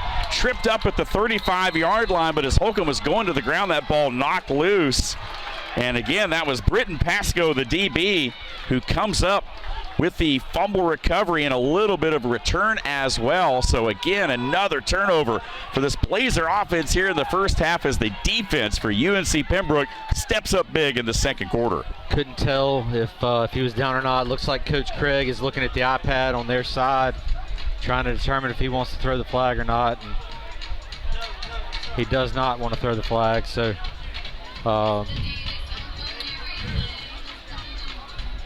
yep.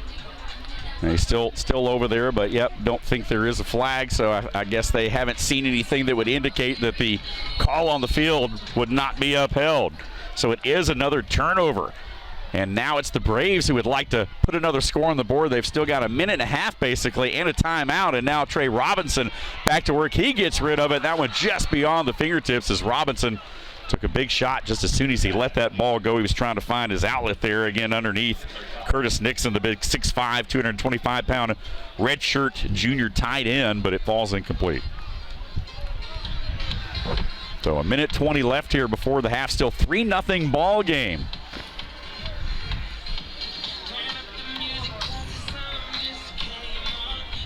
So now trips to the near side right here. Again, the Braves, as we talked about, statistically in top 10 in a lot of categories last season, 35th nationally in passing offense this year.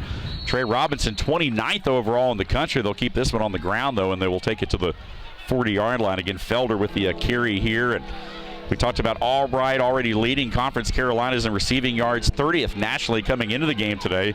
But a big third down right here upcoming for this Braves offense. Huge. You got to bow your back here off the turnover. You don't want to give points away going into half because the Braves get the ball back as well.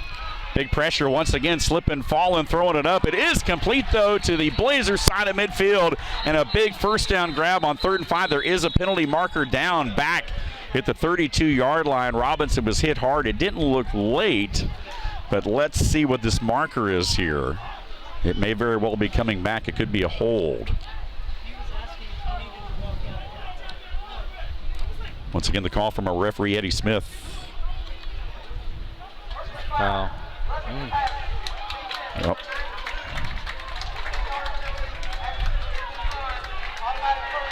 So a late hit right there, so roughing the passer may have been the way that they kind of converged, landed on him, you know, a lot of different things there. It really didn't look that late.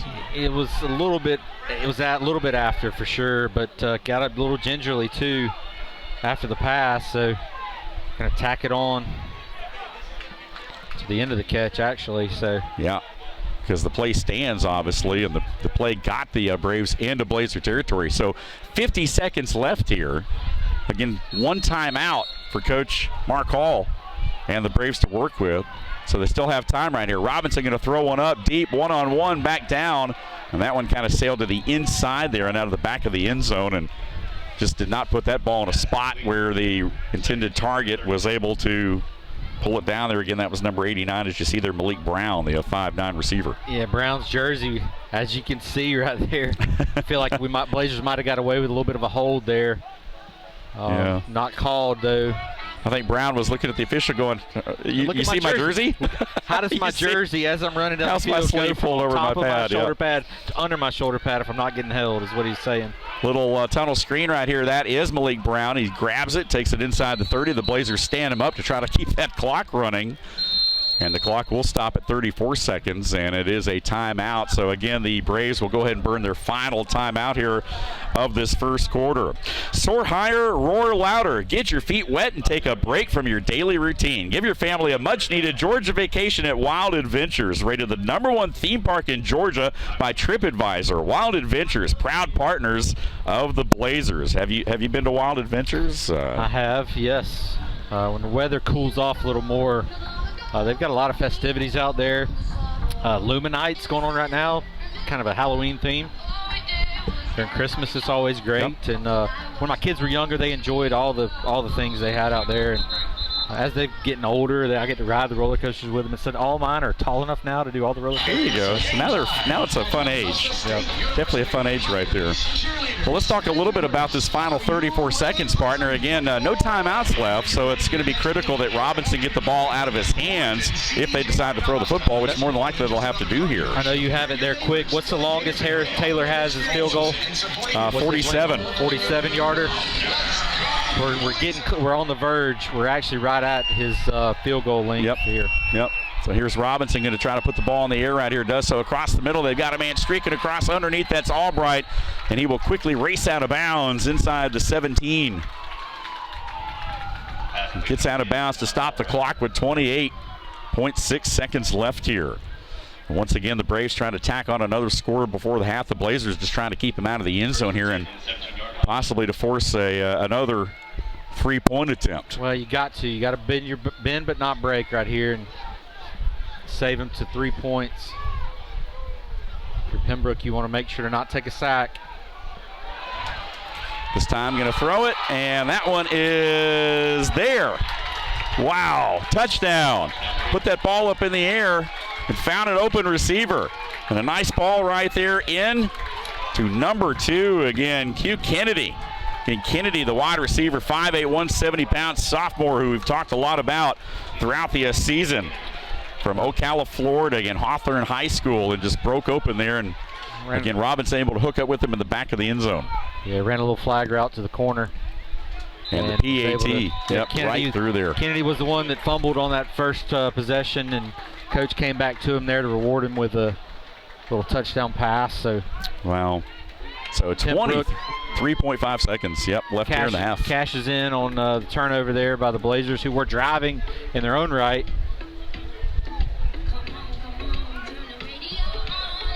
So that's a big score right there before the half to make it a 10-point ball game. And that changes the complexion a little bit now for everybody going to the locker room here a little bit. And you get the ball after half, does Pembroke. So they were looking to double up there after the turnover, get some points before half, and you get the ball after half. Remember, the Blazers' previous possession was set up by the slip by the kicker, so he's taking his time here to get the wood chips and the fake wood or the fake dirt out of the way here. There you go.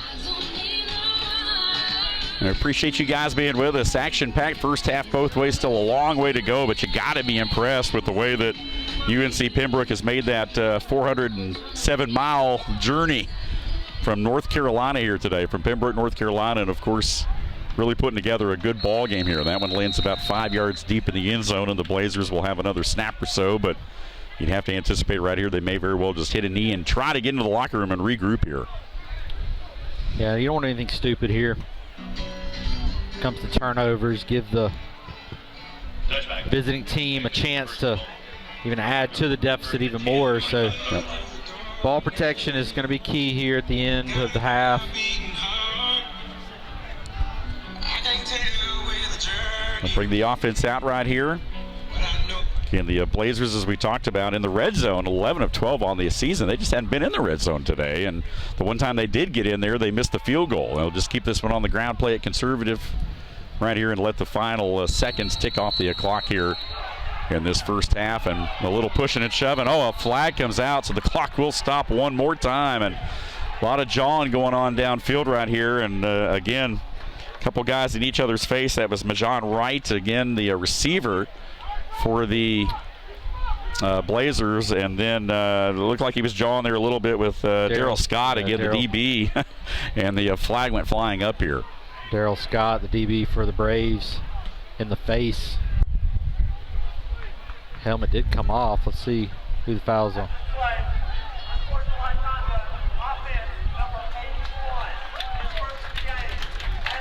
So Blazers are penalized here, and because the helmet came off because of the penalty, Scott's going to be able to stay in the game.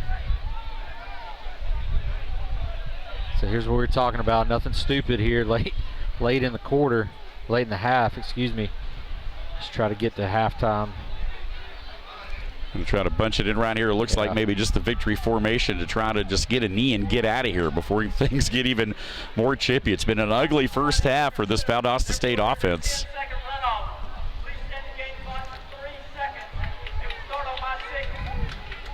So they'll snap it one more time, probably hit a knee right here, and that'll do it. But what a first half for UNC Pembroke. Again, the Braves coming in. Not a lot of offense themselves. They had a lot of drives that eventually went into Blazer territory without points, but they finally broke through in that second quarter with the 26-yard field goal from Taylor Harris. Then, of course, the touchdown reception, the backbreaker there, if you will, by Kennedy right before the end of the half here. And so 10-0, and the Blazers won't even have to snap it again, and we'll be at zeros on the clock. And we have reached the half, the end of an eventful first half here in Titletown. Your halftime score, UNC Pembroke 10, Valdosta State nothing. We'll step aside. Again, you're watching Blazers Sports Media on FloCollege. Williams Hotel Group is South Georgia's hospitality headquarters with 8 award-winning hotels in Valdosta. Williams Hotel Group has everything to meet your lodging, event, and meeting space needs. Come see us at any one of our conveniently located properties off I-75, exits 16 and 18, or visit us at williamshotelgroup.com. And, as always, go Blazers!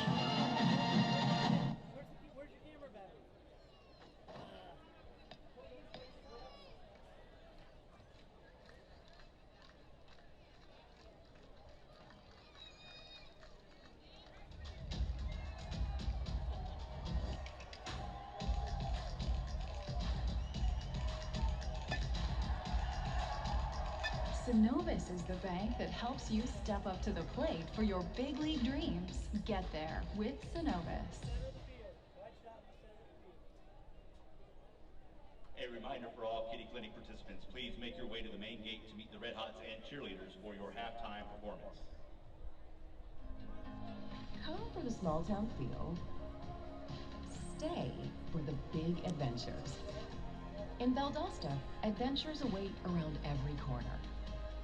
Every day brings unique experiences and unexpected thrills, creating memories worth staying for.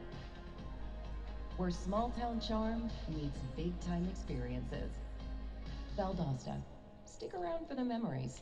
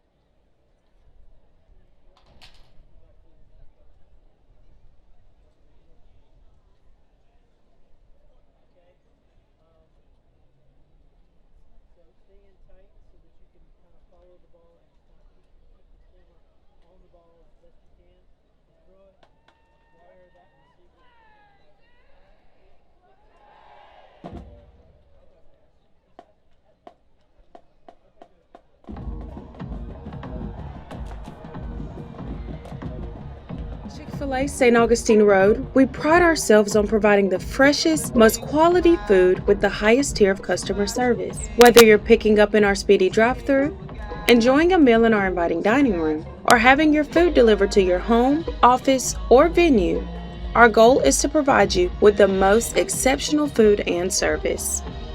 We're working better together to serve our guests and community at the highest level. We look forward to seeing you. The Houston Orthopedic and Sports Medicine Clinic has been at the forefront of sports medicine since 1949 and has served Valdosta and the surrounding area for the past 40 years. Treating athletic injuries for all of South Georgia, Houston doctors are team physicians for the Lowndes Vikings, Thomas University, Colquitt County Packers, and Valdosta State University. Call for an appointment to see your sports medicine specialist. Come for the game, stay for the favorites.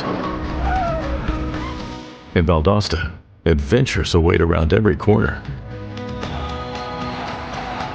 And passion runs deep. Where small town charm meets big time experiences. And heart-pounding plays lead to heartwarming celebrations. Every day brings something unexpected and unforgettable, creating memories worth staying for. Gather your friends, grab a table, and turn today into a story to tell tomorrow. Because when every second counts, make the most of it and discover everything the city has to offer. Valdosta. Stick around for the memories. SGMC Health is with you every step of the way, growing to better serve you with transformative projects including a new women and infants tower and emergency room, bringing you the best in medical care with our cutting-edge technology, ensuring your family can get the care you need close to home by training the next generation of top doctors right here in South Georgia. Together, we're creating a healthier future for our community. SGMC Health, a proud supporter of the Blazers.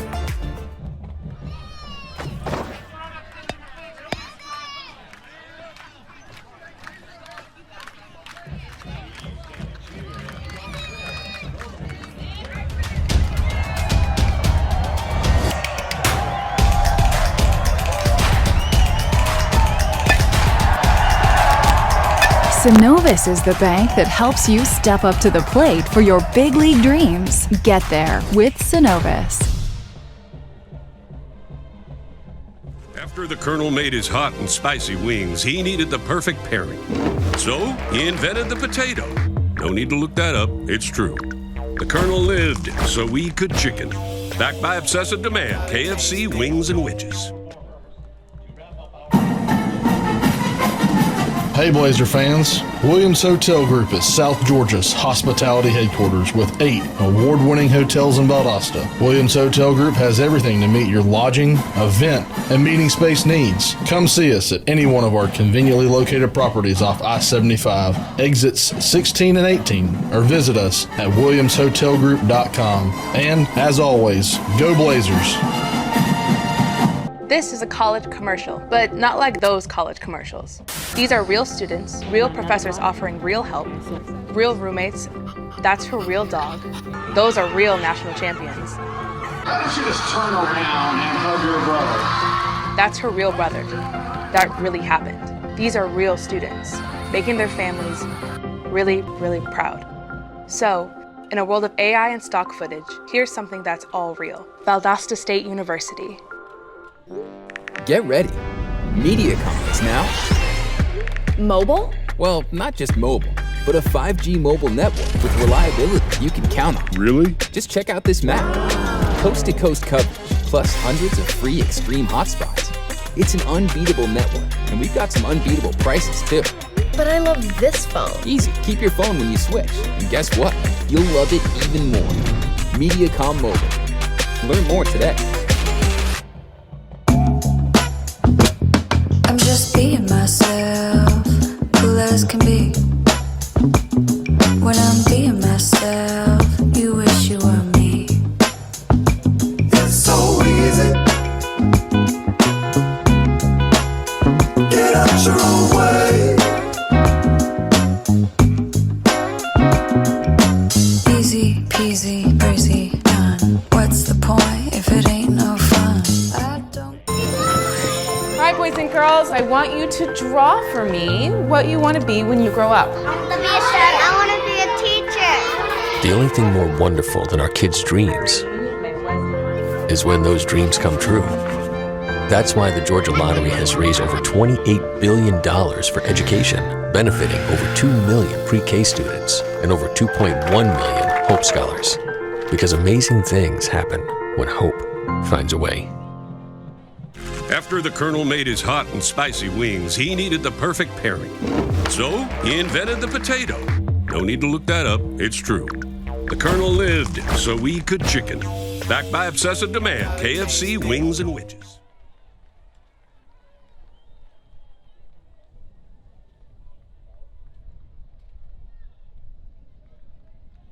All right, fans, please welcome to the field your 2025 Cheer and Red Hot's Kitty Clinic halftime performance.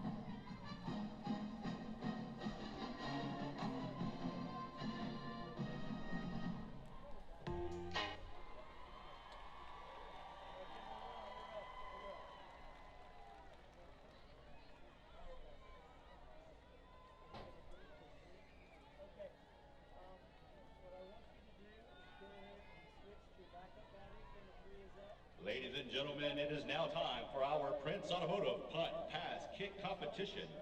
Please welcome our contestant today, Julian.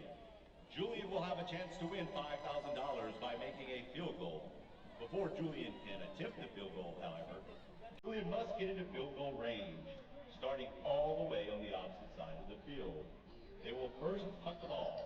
From the landing spot, they will then have an opportunity to make one pass.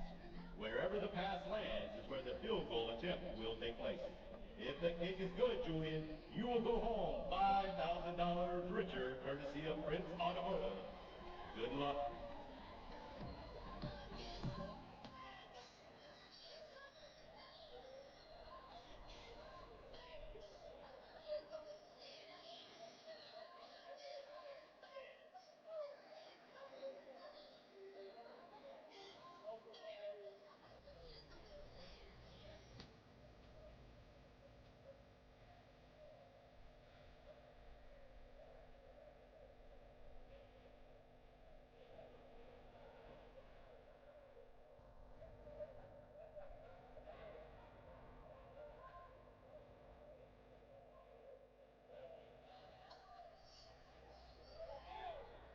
The Blazers would like to thank Prince Automotive for their continued support of DSU athletics.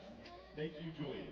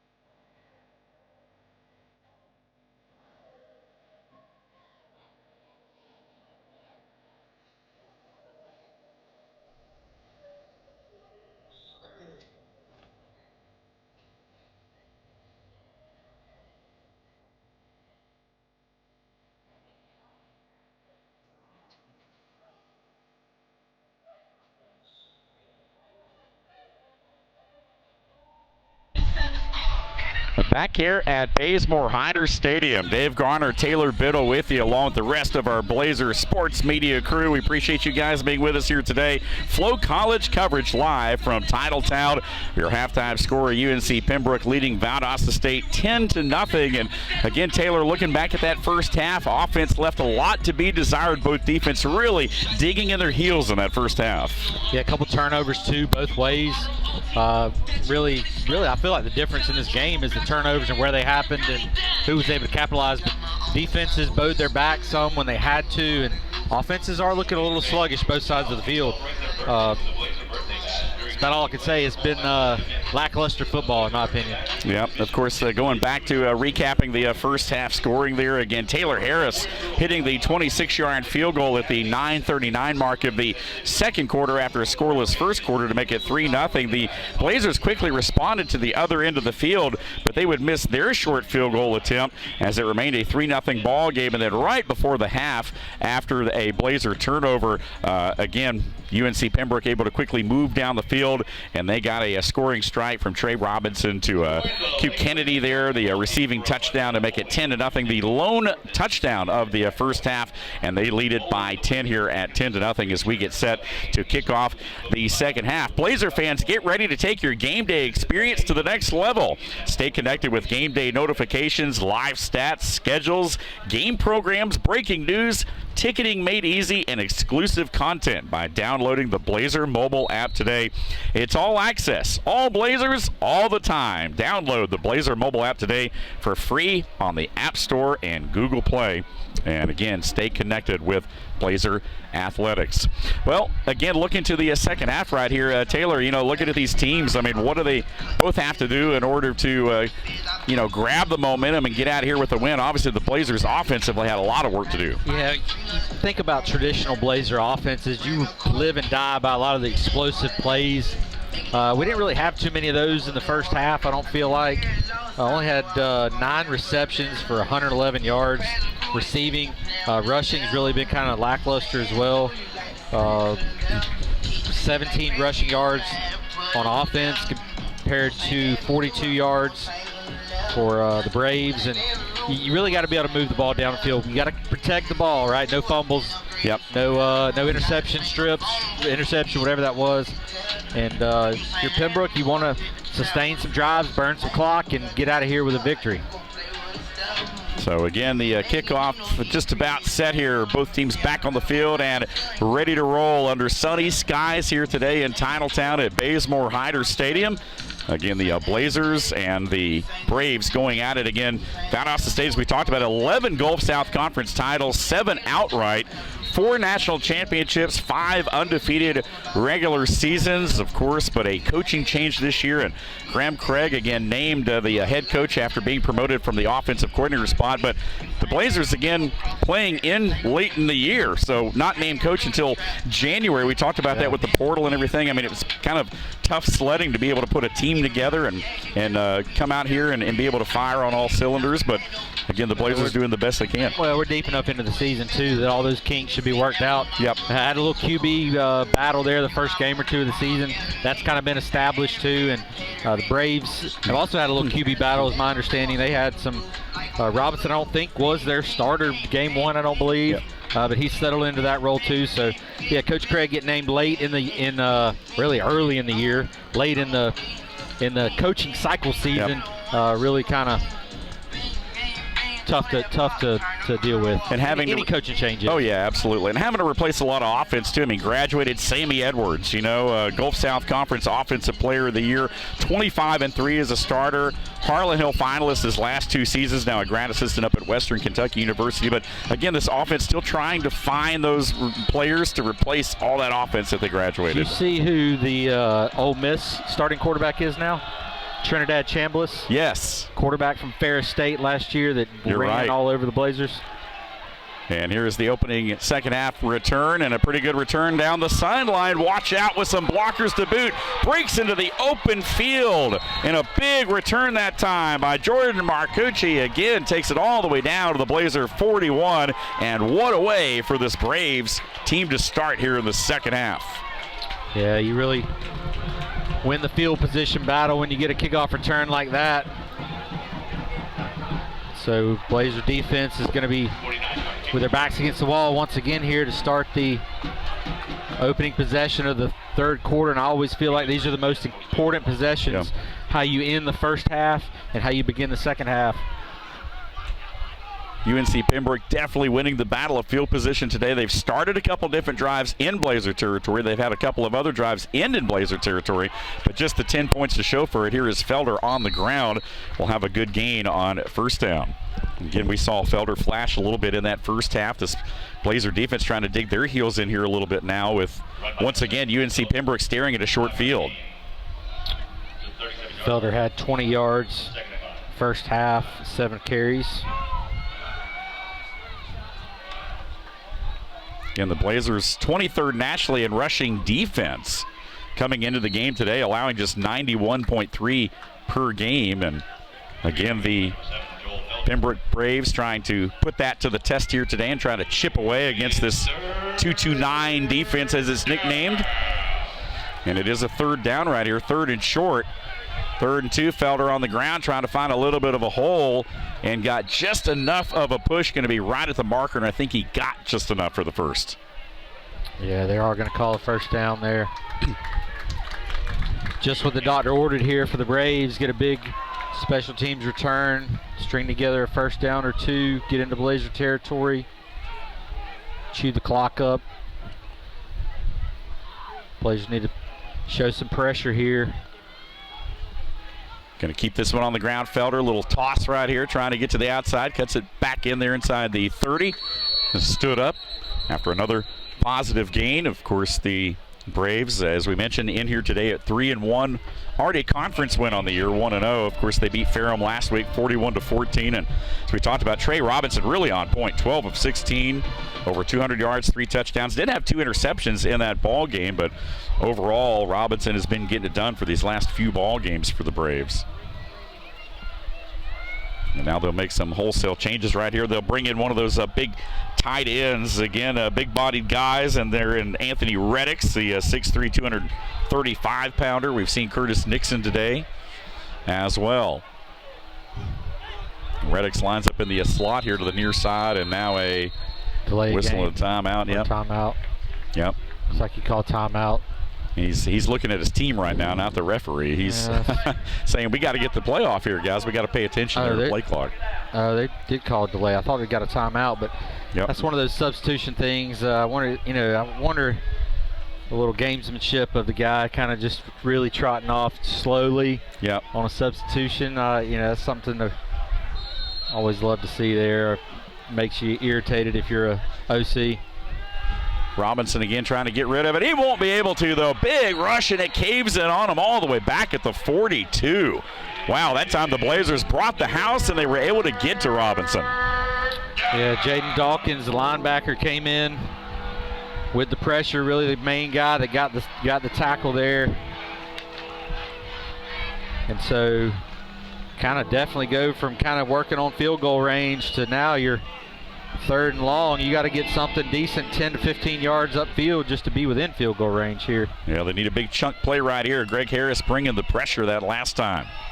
And so here's Robinson setting up, just going to throw short. It's going to dump it off to Felder.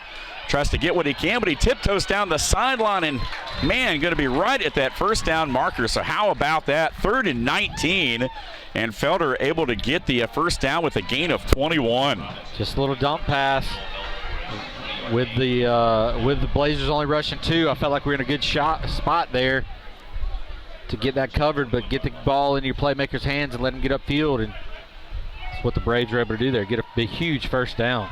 We talked about UNC Pembroke, their prowess on 3rd down, and today they've been able to do that here, trying to get to the outside, runs through one tackler. Again, that's Daniel Dawson, who has his first carry of the afternoon. He kind of plays in a couple different positions there. Running back, also lines up at wide receiver a little bit. Again, Dawson, the 5'9", 195-pound redshirt junior out of Fayetteville, North Carolina, transferred from Wingate. Picks up 5 yards on first down. So 2nd and 5, and Dawson will stay in the pistol. They'll give it to him again. Wrapped up this time, though, and not much of a gain there at all to the 16-yard line. So we go inside 11 minutes here of this third quarter, and another pivotal 3rd down upcoming right here. It's been third down all day for both teams, it seems like. Yeah, number 28, Julius Pascal, called his name a good bit today. Blazer edge coming off the backside there, making that tackle. So again, another huge third down. 16 team touchdowns on the year, now 11 through the air, 5 on the ground, and that time Robinson under all kinds of pressure had to get rid of it in a hurry, but a late flag again comes out of the back end there. Yeah, a lot of confusion in the Blazers secondary, trying to get a guy on the field, wasn't sure if he was on or off, and Braves recognized that. Good job by Trey Robinson recognizing that, going in that area, and all he could do was really kind of hold him so that he didn't score a touchdown. And yep, Pascal the guilty party there, so interference, and that'll put it first and goal for UNC Pembroke, who's knocking on the door again here at the 10:31 mark of this third quarter. And so now if you're the Braves, you got to feel like you're definitely in control of this football game. And certainly would be if they're able to punch one in right here. This one on the ground, breaking off a tackle towards the goal line. They're going to say his backside hit the turf right before he broke the plane. And again, that was Kennedy on the carry that time. So they're kind of mixing it up right here with their personnel. And Kennedy, another one of those wide receivers, but they also like to line them up and let them run. Of course, Felder, as we see there, 7. But the touch there on that last one was just short of the end zone, so he will step back in there, and they may very well just give it to him again right here. They're going to bring in the big fullback as well. Again, Karcher, 6'3", 215-pound redshirt freshman. They got 3 guys in the backfield right here. They'll run it behind Karcher, but Felder not going to get there, and good penetration that time by the Blazers. Pascal again. Yeah, shot through a cannon there. Shot through, and well, the Blazers could use a big goal line stand right here, partner. Yeah, Braves going to kind of a heavy set look. Under center, got a quarterback change as well. Felder going to go under center this time. Going to take it, going to hand it off, and not going to get there. So how about that? A different look this time. But again, the same result. And so now it's going to be 4th and goal here, and decision time for the Braves. You know they just want to punch it in right here with a 10-0 lead, and yeah, obviously the way things have gone here today, so the Blazers need one more stop to get the football right here. Again, you see 17 in there. Marcus Martin, who, of course, has taken several snaps this year. Martin will take this snap as well with Felder in the backfield. Going to take it, going to give it. Felder this time going to make it into the end zone. Pay dirt for Felder. Joel Felder in the end zone. And a rushing touchdown for UNC Pembroke, and they have taken control of this ball game here in the third quarter. Yeah, after the 2 heavy sets under center, they back up and go in the shotgun, kind of try to spread it out a little bit where you could possibly RPO it and able to get in for the score. So the Braves a PAT away from 17-0, and they knock it right through there. And so again, with 8:47 to play here in the third quarter, we'll step aside. It's all Pembroke, 17-0. You're watching Blazers Sports Media on FloCollege.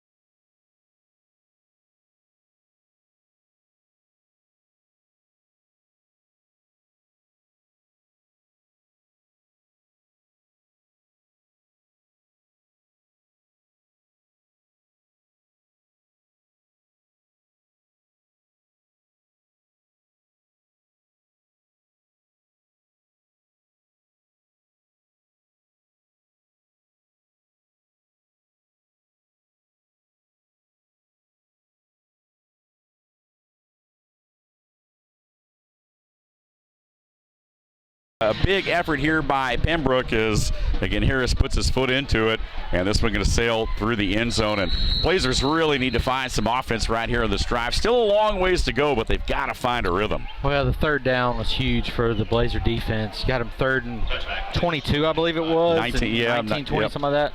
And gave up the first down. And here's the Blazer offense now. You're down 17 points. You got to sustain a drive, not go 3 and out, and get a 7 spot on the board. Got to protect the quarterback though. Yep, and we do have Harris Boyd. We'll check in, so a quarterback change right here as they do go to Boyd, who opened the season as the starter. Again, Harris Boyd, the 6'295" redshirt freshman. The transfer from Memphis, who started the season the first couple of ball games and will now step in there. And he will start looking to throw the football in the air. Does so. Put some zip on it up across the 30-yard line and has a man complete out of bounds at the 30. Council Allen with another grab here. Council's had a big ball game here. No, excuse me, that was 4. Excuse me, that was Richie Ilaraza. Yeah, I gave you that number. It looked like a 4 on that side of the field. Yeah. So far away. Looked like a 1, actually. So Ilaraza getting into the ball game right here. A good start for Boyd, trying to rally the Blazers here. This time a little roll out, going to dump it out. He's got a running back there up across the 30, tripped up. And not much there, though, at all, so it will be 3rd down. But swinging that ball out to Woods there and just trying to bring a little extra to it. You know, you've got a quarterback room in there. You got to work these guys and find out who's going to be that next guy to get you where you want to be. You do, and, you know, coming off the sidelines, QB change, you want to get a few completions under his belt before you start pushing it down the field. Move in the pocket. You have trouble protecting it today, so I like what I'm seeing out of the OC right here with a new quarterback in the game. 34 again, Bo Talavas, the tight end, and they're going to swing this one out right here. That's Woods.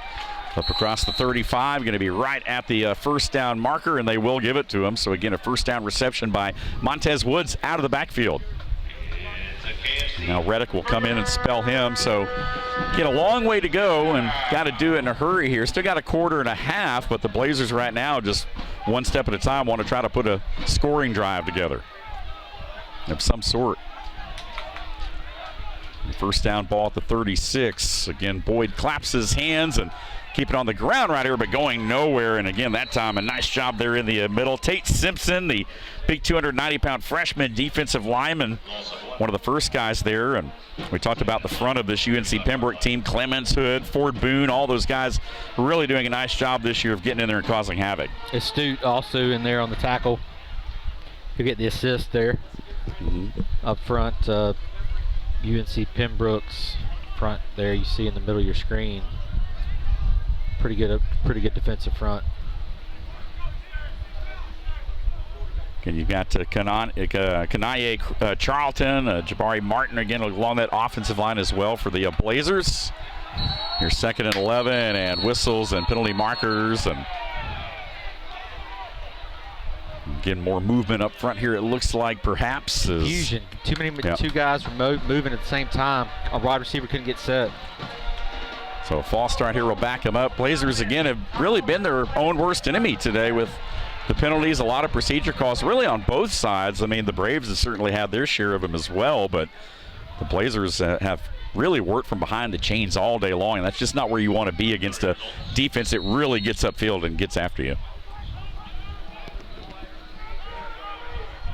Now they'll bring in 2 backs. They'll split one of them out. That's Woods, who goes in motion.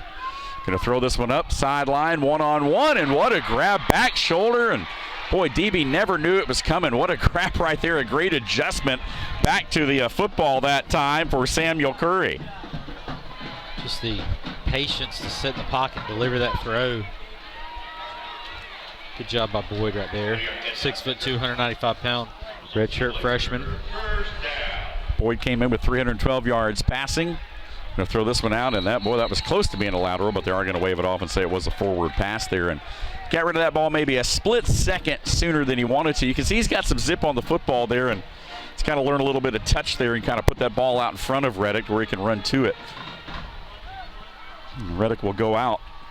There you get a look at the Braves sideline right here, looking on, leading by 17 with under 6 minutes to play here in this third quarter. Coach Mark Hall, his team doing a lot of things right here today so far. 2nd down and 10. This time Boyd again going to play fake to Watts, going to throw it out right there. That one a little bit too tall, and he hung his receiver. Again, Andre Hall Jr. out there. That pass just a little too high, and so it will be third down again. Third and long this time. 3rd and 10. They need a big chunk play right here. Yeah, you don't want to have to punt here if you're the Blazers, so picking up the first down, not going to get you into field goal range with just at the sticks, so chunk play is what you kind of need here. Twins to both sides of the formation, a lone back. And that is Woods who slips out, going to throw it. Oh, I think it actually hit the receiver. I just don't think he saw it coming there, though. Again, that ball got on Majon Wright quick, but he never got his head turned around. He wasn't ready for it.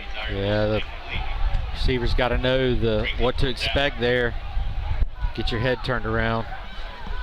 He hit him right in the jersey with it. Yeah, I was going to say. Right in the chest, but not able to come down with it, and so it's going to be a punt situation for the Blazers.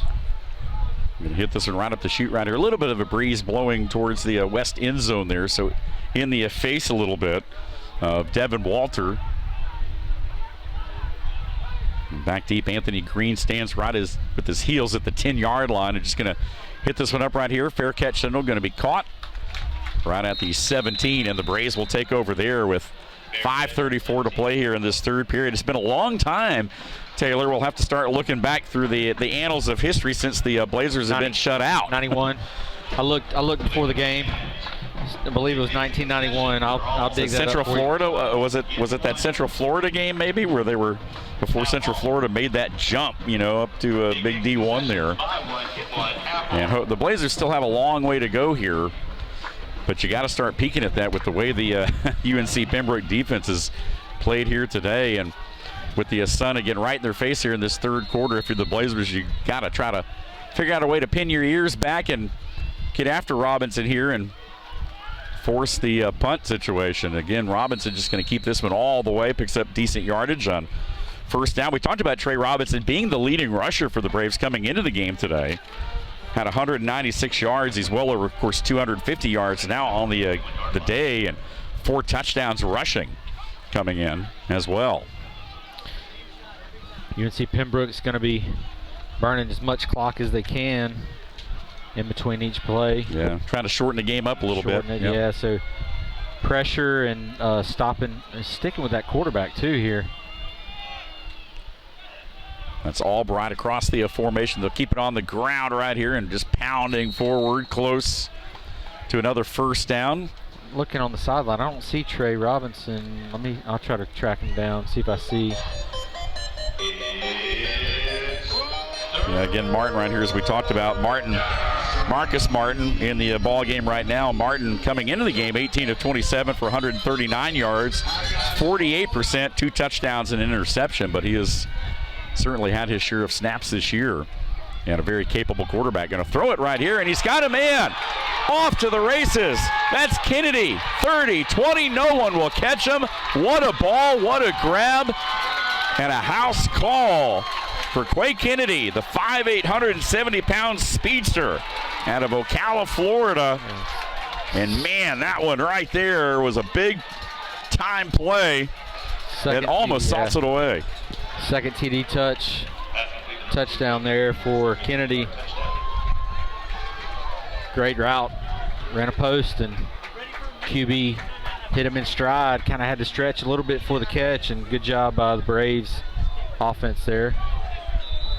And the PAT is right through there. So with 4:11 left in this third quarter, it's all visitors today. 24-0 the score. We'll step aside. You're watching Blazers Sports Media on FloCollege. Caldwell Architects brings creative and thoughtful design solutions to the conception and development of every project.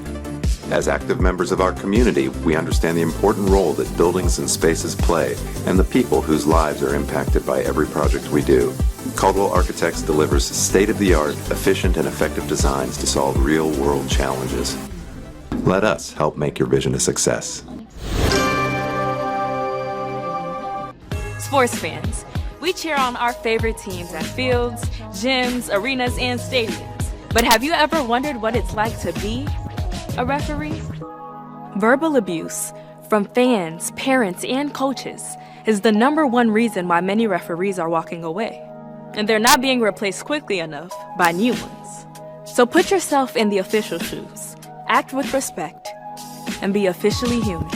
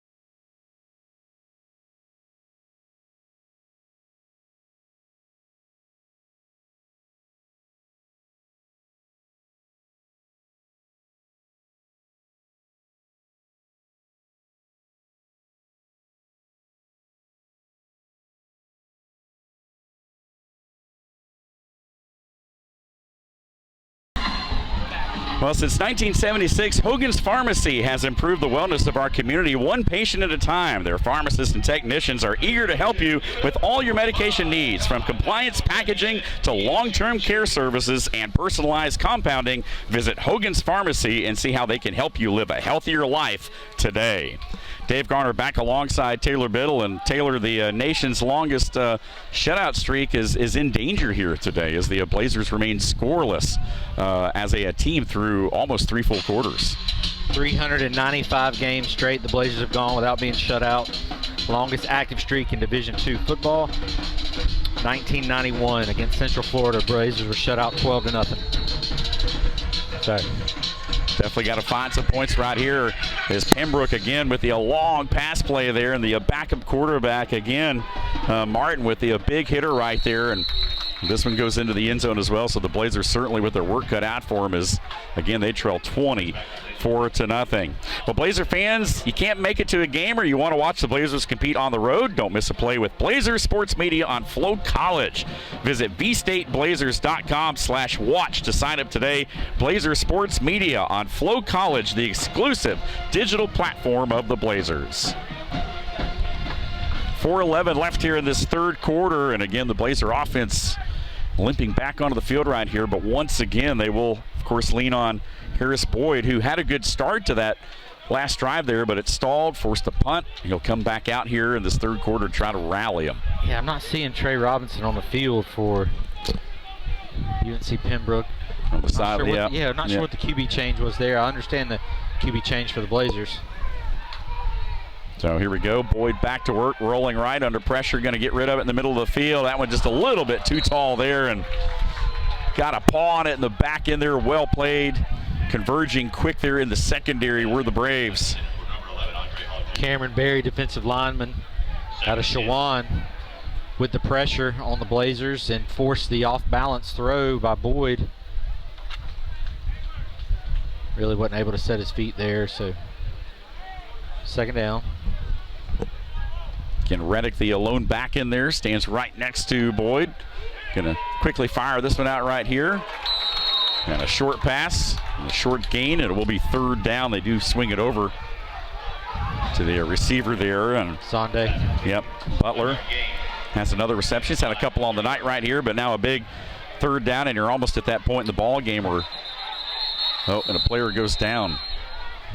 And right there, one of the Braves defensive linemen may have caught a little bit of a cramp right there. 3:44, the clock will stop. And they will come over here to the sideline, and we will have a quick timeout for the injury right here. Timeout's going to be charged. Again, new rule for college football. Once the ball is set, if the defensive player goes down after it's set, will be charged with a timeout. If you do not have a timeout, 5-yard penalty. There you go. New rule right there to prevent the flopping and some of those different things from happening right there. Want to remind folks that Blazers softball is set to host their inaugural pickleball tournament on October 18th at McKee Park. Again, the tournament for players of all levels will feature 3 divisions, prizes, a 50-50 raffle, and more. Visit the Blazers softball social media channels for more information and to register. Again, the injured Brave is up and off gingerly on his own power right there. And so back to action again we go. It's going to be 3rd down and 4, and you got to think, Taylor, with the game 24-0, even if they don't get this right here, they may have no choice but just to take a shot on 4th down. Yeah, you never know. I mean, you've seen some crazy stuff happen in college football. Going to switch up the look right here defensively. You saw the shift there. Bringing the pressure, hard count, and they come across. And another flag comes in there, and they're going to throw a couple of flags there. And now we got other players retaliating. There's more flags, and there's about 5 or 6 flags down there on the ground now. And so obviously going to have to sort some things out here. Again, the Blazers retaliated, of course, to protect their quarterback. Yeah. And a lot of times players get yelled at if they don't do that kind of stuff, sometimes. But obviously a lot right here for, again, this officiating crew led by Eddie Smith to kind of work through. Yeah, your center, Victor Cameron III, probably the most crucial offensive lineman relationship-wise besides that left tackle with the quarterback, and really after the late hit just didn't like it. It really wasn't a late hit. It was a dead ball, really, because the play was, he jumped and ball hadn't been snapped, and so they were blowing it dead when he slung the quarterback to the ground. So the clock stopped right here at 3:44 mark, and again they're going to have to kind of work through this a little bit, just trying to figure everything out, but it looks like they are ready.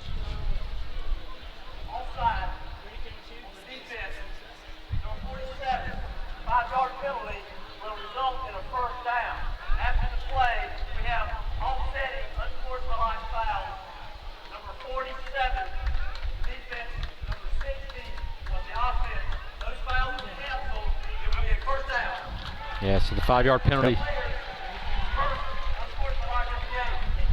So nobody's ejected, but your center did come off the field because the coaches wanted to cool him down. So you got a new center.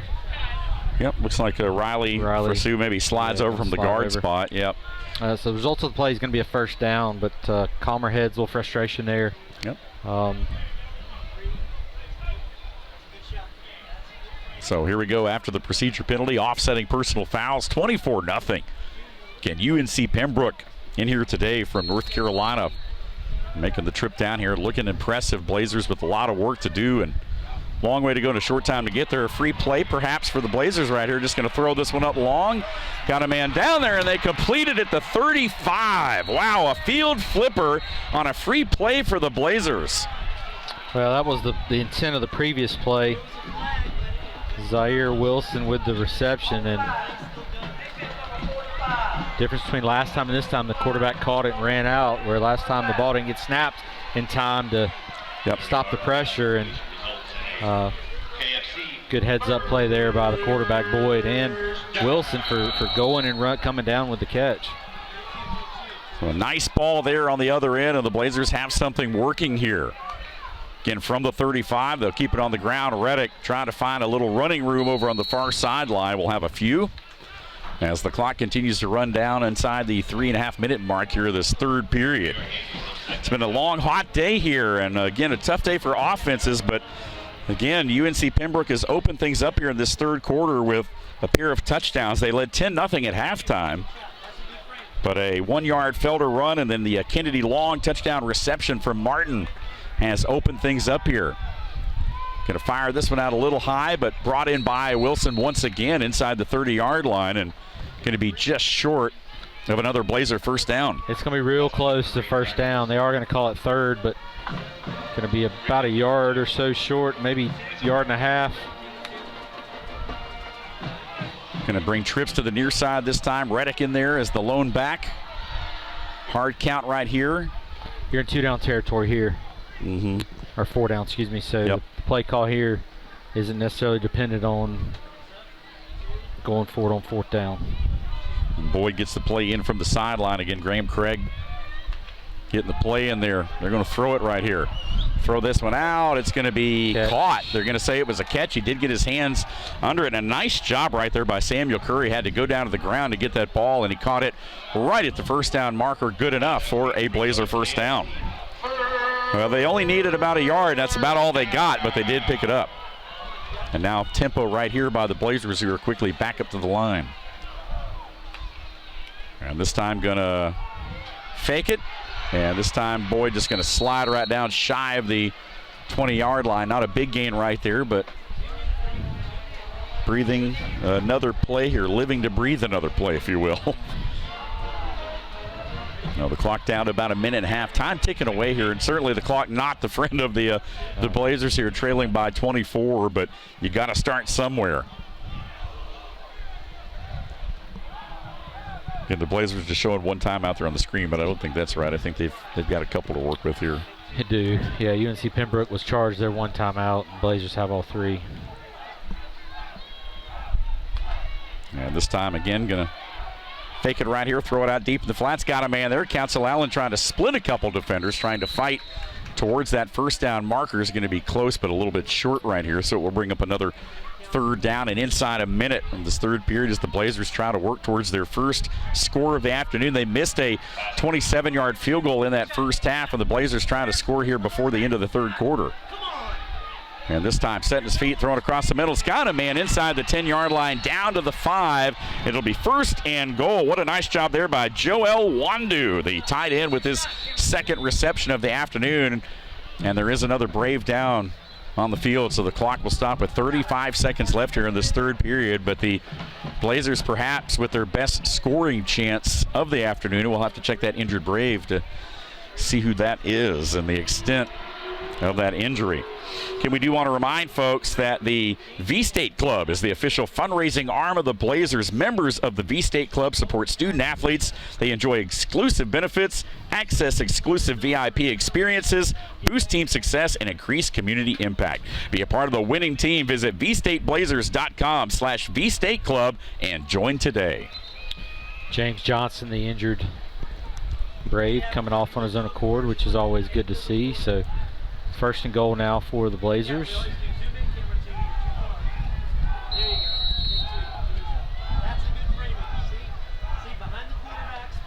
So here we go. Lone back. Again, that's Reddick. Receivers left and right. Trips to the left side of your screen. And now movement up front. And a false start. One of the Blazer linemen, it looks like, flinched there. So instead of it first and goal from the 5 or 6, now it's back outside the 10-yard line here. And again, another procedure penalty. We've seen so much of that here today from the Blazers. Yeah.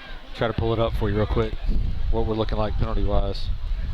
So still first and goal, but a little bit more of a conventional first down here, needing, of course, 11 to pay dirt. Perhaps the final play of the quarter. Going to throw this one out. Got a receiver back inside the 10-yard line, but still going to be second and goal from the 9, and that will be the final play of this third quarter. So the clock will hit zeros, will flip ends, and the Blazers will be in business to start the fourth quarter, but trailing 24-0 to UNC Pembroke. We'll step aside. You're watching this Blazer Sports Media presentation on FloCollege. Chick-fil-A St. Augustine Road, we pride ourselves on providing the freshest, most quality food with the highest tier of customer service. Whether you're picking up in our speedy drive-thru, enjoying a meal in our inviting dining room, or having your food delivered to your home, office, or venue, our goal is to provide you with the most exceptional food and service. We're working better together to serve our guests and community at the highest level. We look forward to seeing you. The Houston Orthopedic and Sports Medicine Clinic has been at the forefront of sports medicine since 1949 and has served Valdosta and the surrounding area for the past 40 years. Treating athletic injuries for all of South Georgia, Houston doctors are team physicians for the Lowndes Vikings, Thomas University, Colquitt County Packers, and Valdosta State University. Call for an appointment to see your sports medicine specialist. Come for the small town feel. Stay for the big adventures. In Valdosta, adventures await around every corner. Every day brings unique experiences and unexpected thrills, creating memories worth staying for. Where small-town charm meets big-time experiences. Valdosta. Stick around for the memories. SGMC Health is with you every step of the way, growing to better serve you with transformative projects including a new women and infants tower and emergency room, bringing you the best in medical care with our cutting-edge technology, ensuring your family can get the care you need close to home by training the next generation of top doctors right here in South Georgia. Together, we're creating a healthier future for our community. SGMC Health, a proud supporter of the Blazers. Well, Blazers softball is set to host their inaugural pickleball tournament on October 18th at McKee Park, as we talked about earlier. Want to encourage folks, of course, to check that out and get 50-50 raffle prizes and more. We appreciate all the other sports, of course, for being on board with us here. Dave Garner, Taylor Biddle, back with you as we start this fourth and final quarter. And the Blazers in business, but needing it a lot in a hurry. Empty backfield right here. And receivers all over the place. Again, Harrison Boyd throwing up, but that one just a little too tall in the back of the end zone for the intended target. And it will be third down. Defensive line set up there. They had about 6 defenders right across the goal line. 3 or 4 down linemen and protecting the goal line for the Braves. So let's see if they pin their ears back, man. They've been getting upfield all day long. A big third down and goal right here. Here they're in it again. Yep, got a line of folks back there at the goal line. Got 2 plays to get it in right here. Trying to back up right here, trying to throw one into the corner, and that one just a little bit too far beyond the outstretched arms of the receivers there towards that back pylon there, and so it will be fourth down, and obviously you just got to go for it right here and see if you can get some points out of this, but going to be tough from the 9-yard line. They haven't had a lot of plays over 9 yards today, and when they've had, it's pretty much just been Council Allen and a couple of receptions there from Zaire Wilson, as we saw earlier in the drive. The penalty count, 6 penalties for 59 yards. Blazers have been penalized today. 5 for 25 are the Braves. So here we go again. The Blazers on 4th and goal right here, trying to make something stick. Again, Boyd looking, now under pressure, throwing towards the end zone, and that one is knocked away and broken up. Again, Harris Boyd found a man, but he was covered up. And so once again, the Braves defense holds. And the Blazers again scoreless now through 3 full quarters.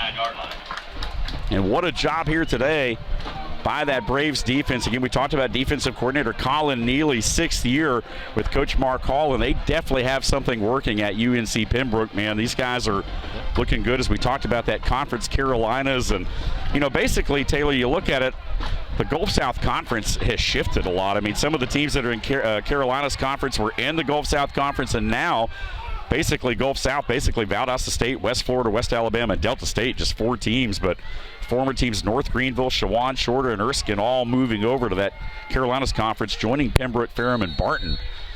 And so, again, they're having to share a lot of the schedule because there's just not a lot of teams in the Gulf South anymore. And so, again, Martin goes back to work. The offense trying to bake out around the corner. Big run here all the way out close to the 20-yard line and out of bounds. Joel Felder off that right side. Make sure nothing extra happens outside the field of play there. Good job. Calmer heads prevailed.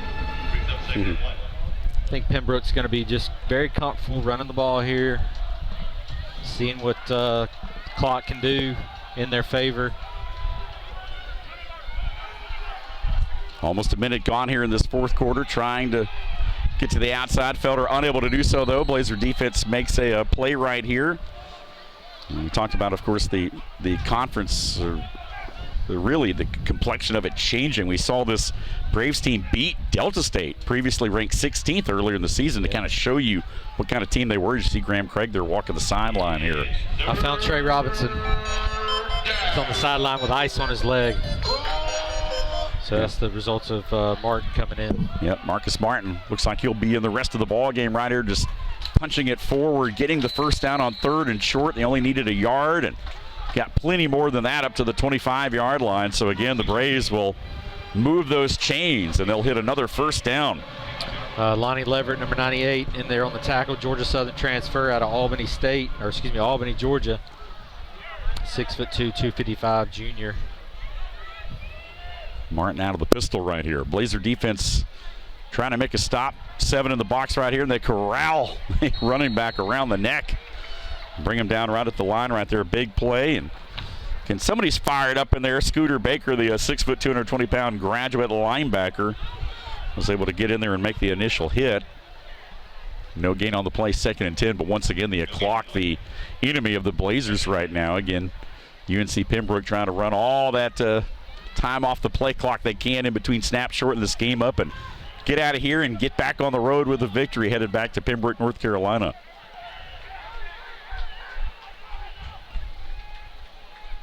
And this time on the ground, Albright going to take the direct snap, keeps it, gets up across the 30-yard line, and will be just a few yards shy of another Braves first down. A little bit of push and shoving, a little extra contact there at the end of the pile, and it will be a 3rd down upcoming right here. Things getting a little chippy out there for sure. A lot of frustration showing through here today.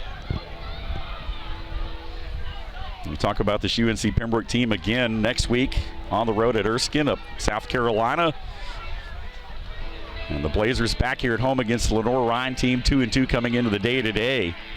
The team that put them out of the playoffs a couple of years ago will be making a trip back to Valdosta to take on this Blazer team. And here's off and running, not going to get there though on 3rd down. Albright again with the direct snap there, was just going to try to take it and pick up the first down. He needed about 4, but he only got about 2, and it is 4th down. So we'll have to see if the punt team's going to come on. Yep. You can see Albright saying, "What? Come on, no, I'll get it on the next play, Coach. Give me one more, Coach. Give me one more snap. We'll pick it up right here." Anytime we'll call it an uncharacteristic quarterback comes in, the pistol or the Wildcat or whatever, they see it, they want it. They want that touch. Yep. They want that additional touch, no doubt about it. So 11:20 and counting here left in the ball game. The Blazers will presumably get the ball back right here. They bring some pressure, unable to get there though. Again, as Minard's got it away, fair catch signal made at the 27, and we'll step aside. Timeout on the field. We'll take one with them. You're watching this Blazer Sports Media presentation on FloCollege. After the Colonel made his hot and spicy wings, he needed the perfect pairing. So he invented the potato. No need to look that up, it's true. The Colonel lived so we could chicken.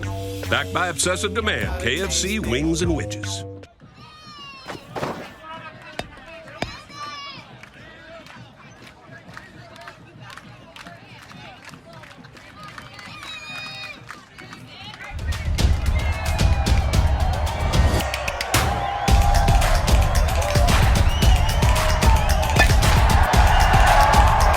Synovus is the bank that helps you step up to the plate for your big league dreams. Get there with Synovus. I'm just being myself, cool as can be. When I'm being myself, you wish you were me. It's so easy. Get out your own way. Easy peasy, breezy, done. What's the point if it ain't no fun? Hi, boys and girls. I want you to draw for me what you want to be when you grow up. I want to be a chef. I want to be a teacher. The only thing more wonderful than our kids' dreams is when those dreams come true. That's why the Georgia Lottery has raised over $28 billion for education, benefiting over 2 million pre-K students and over 2.1 million Hope Scholars. Because amazing things happen when hope finds a way. After the Colonel made his hot and spicy wings, he needed the perfect pairing.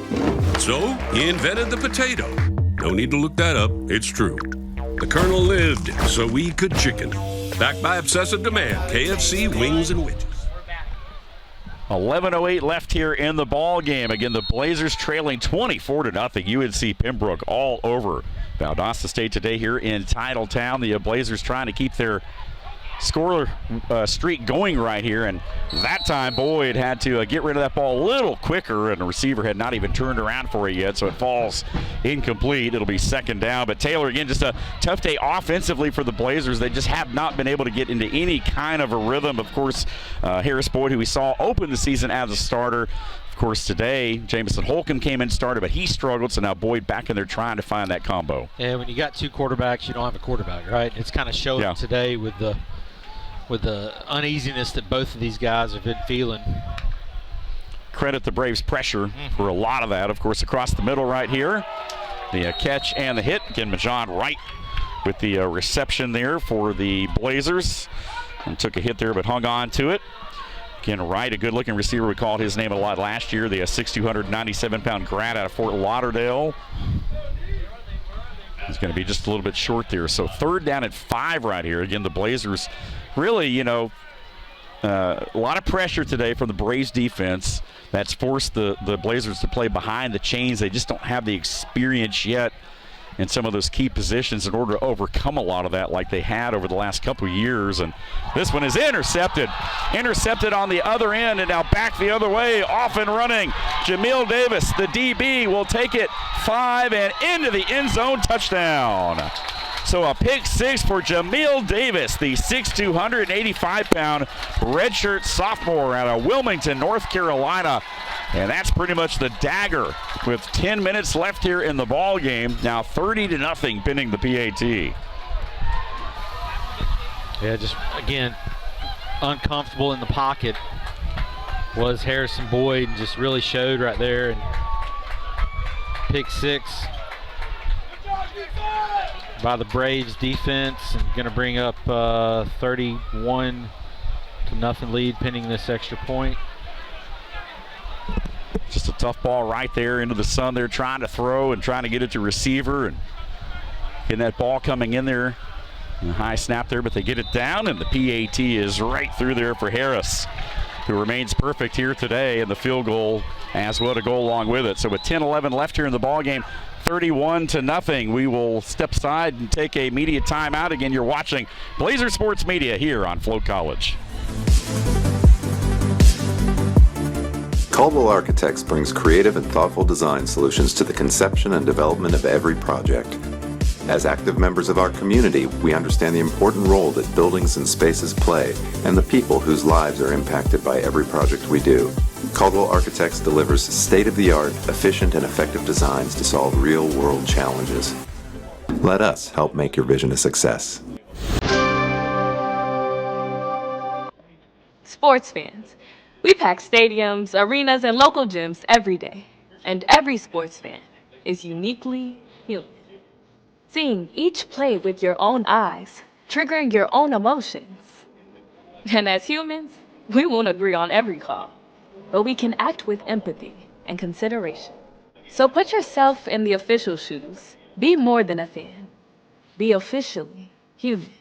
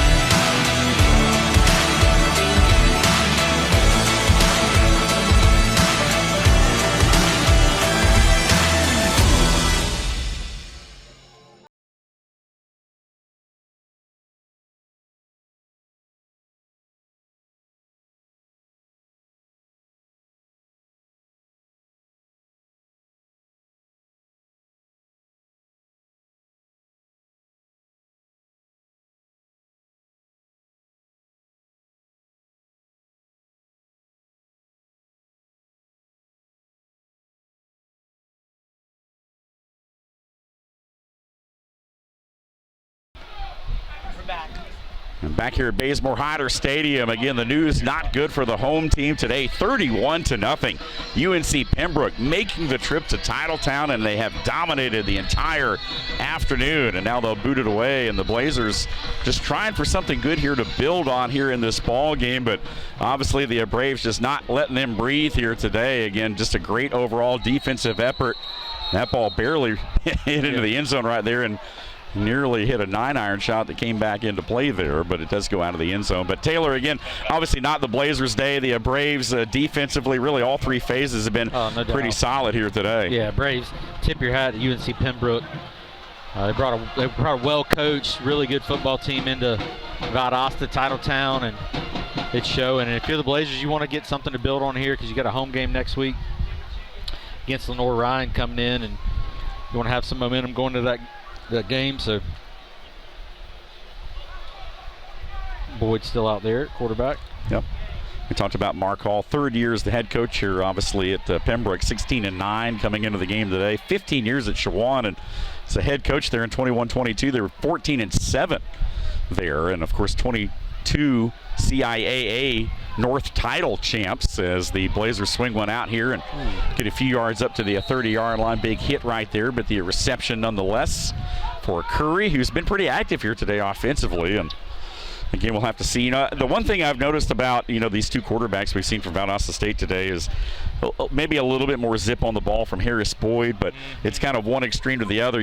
Again, the accuracy's there, but got to learn a little bit of touch. We saw Jamison earlier, though, and just a little bit off the mark here today, just really could not get in any kind of rhythm. And as we said, credit the Braves defense for being able to get upfield and really keep the pressure on both these quarterbacks here today and just making them to where they haven't been able to get comfortable.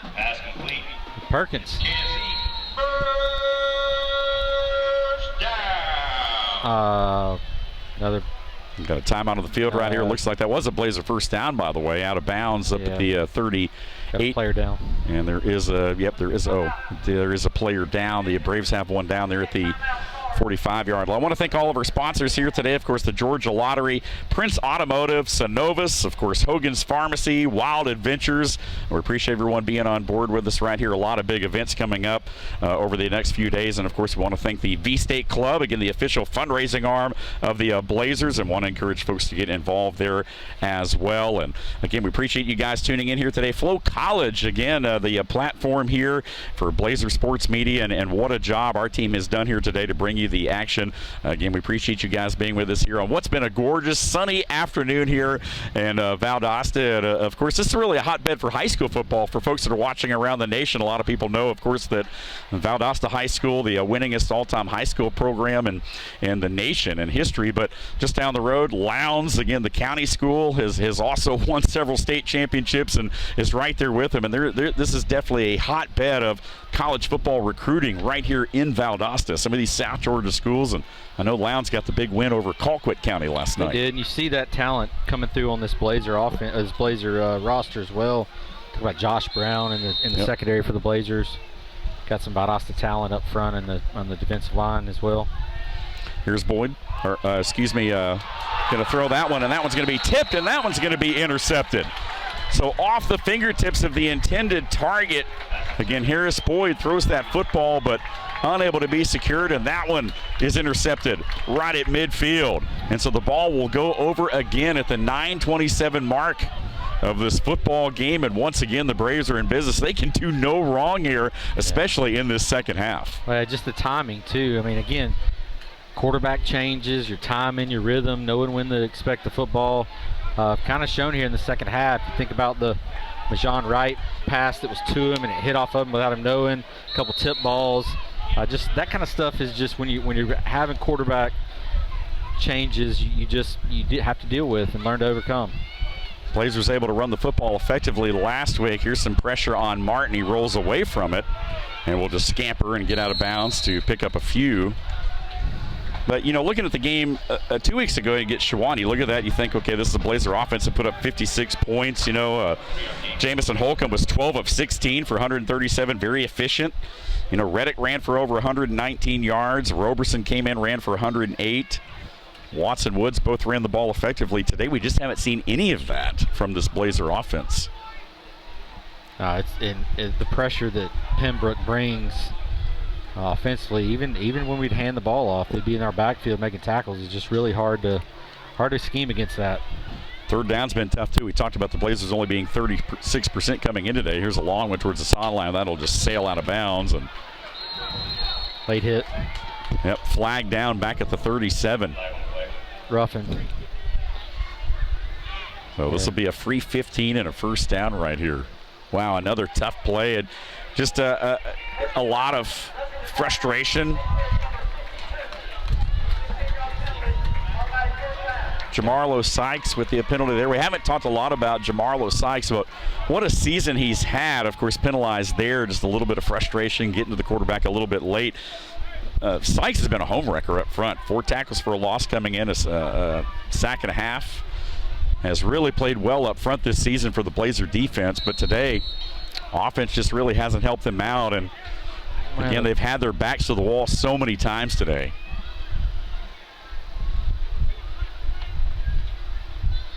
Man in motion here across the formation. Felder on the ground, trying to get to the outside, but the Blazers' pursuit was good on that one for no gain. That clock, the precious clock, will continue to run here at Bazemore Hyder Stadium. But a signature win, if you will, today for Pembroke, leaving here, especially if they're able to hang on in this fashion. This is one of those games that's going to raise a lot of eyebrows, Taylor, I think, across the country, especially in D2 football. And a lot of people wanted to see how Valdosta State would bounce back after being in the national championship last year. But you and I both know well with the portal and NIL and all the different things, it trickles down to D2 as well. It's a different team. It does. It's a completely different team, new coaching staff for the most part. I think 2 coaches return, including Coach Craig. And it's hard to overcome, and it shows sometimes when you hit the field. Straight ahead, Anthony Green going to fake it to him, going to throw. Oh, that one just a little bit wide. The intended target went down, had to try to adjust that ball. That was Albright, who nearly made a fantastic adjustment and nearly somehow pulled that ball in, but just couldn't quite glove it. So 3rd and 11 right here. The Blazers with another opportunity to perhaps get off the field or at least force a long field goal attempt right here. Yeah, 3rd downs have been critical today when it comes to getting off the field and staying on the field for the Blazers. Think about the big 3rd and 19 or 18 in the first half, and some of the penalties in this half that have extended the 3rd downs as well. The shadows creep across the field. A lot of 4 o'clock starts this year for the Blazers. And this time Felder just nowhere to go this time. Gets twisted down back at the 40-yard line. He'll lose about 5 or 6. And it will be 4th down. And 4th in a good ways right here with 7.5 left. And they may just go ahead and run this clock as far down as they can before they decide to punt it away. Or they may just even try to go for it at this point. Braves are 6 of, that was 13 now, 6 of 13 on 3rd down. Blazers are 8 of 14 on 3rd down. 4th down efficiency, Braves are 2 of 3 on 4th down efficiency. Coach Hall going to run this clock on down probably right here and then maybe call a timeout. Well, he only has 1 left, remember that. Now yep. two defensive penalties, your screen's only going to show, it's showing 2, but they are going to go ahead and burn it, yep. So timeout with 6:56 left here in the ball game, and the Blazers presumably will get it back right here. They try to punt him deep, or may just try to throw one up right here with the success they've had. I mean, hey, once again you're kind of in that in-between land here.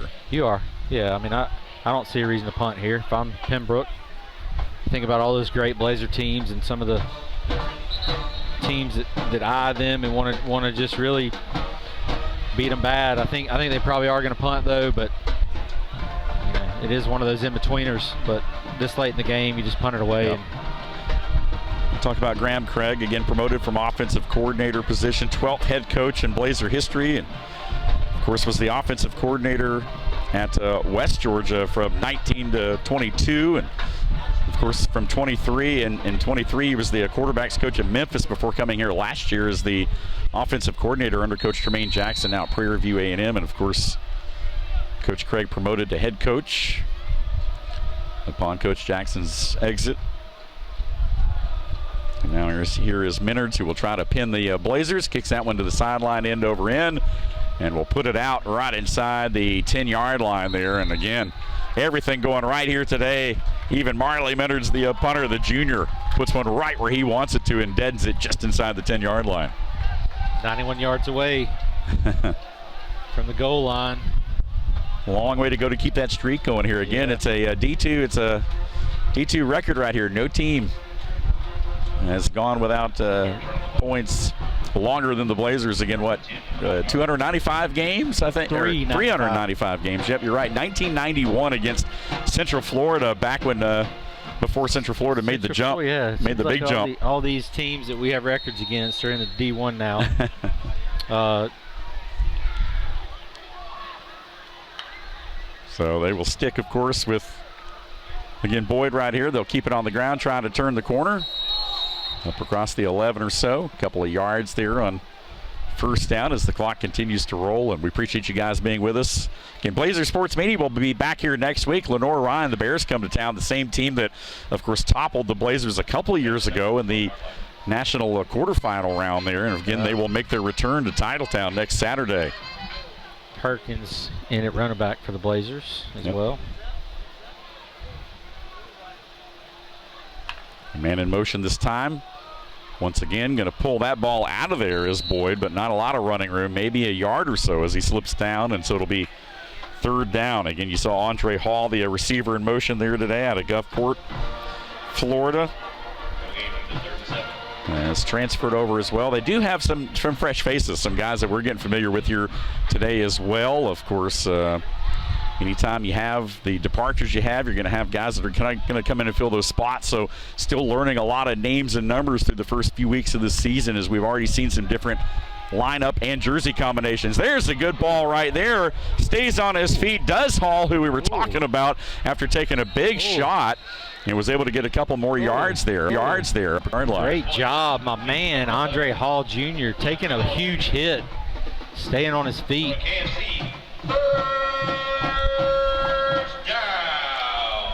So Ayla Raza wide to the near side, trips up top in the middle of your screen. And Perkins, as you mentioned, partner, the lone back there, stands to the right of Harris Boyd. Boyd rolling to his left, looking down the field, firing. He's got a man there. That's a good ball up across the 45, and another Blazer first down, a gain of 11. Perkins coming out of the backfield there. Realized that pressure was not coming. It was going to be picked up by the offensive line and get into the secondary. Follow your quarterback so you can be an outlet to him. Good job getting a first down there by Perkins. You know, we're talking about that Lenore Ryan game. Of course, obviously, a lot of circumstances. It was pouring down rain all day long. It was one of those games where the Blazers had to score a touchdown late to keep that streak going that we were so talking about, as they complete another pass down to the 42 and into Braves territory. And again, just 7 points in that ball game on that day as Lenore Ryan was able to defeat the Blazers. And you kind of feel like this game's kind of been that same kind of game right here. The Blazers trying to hang on and put one on the board here before the end.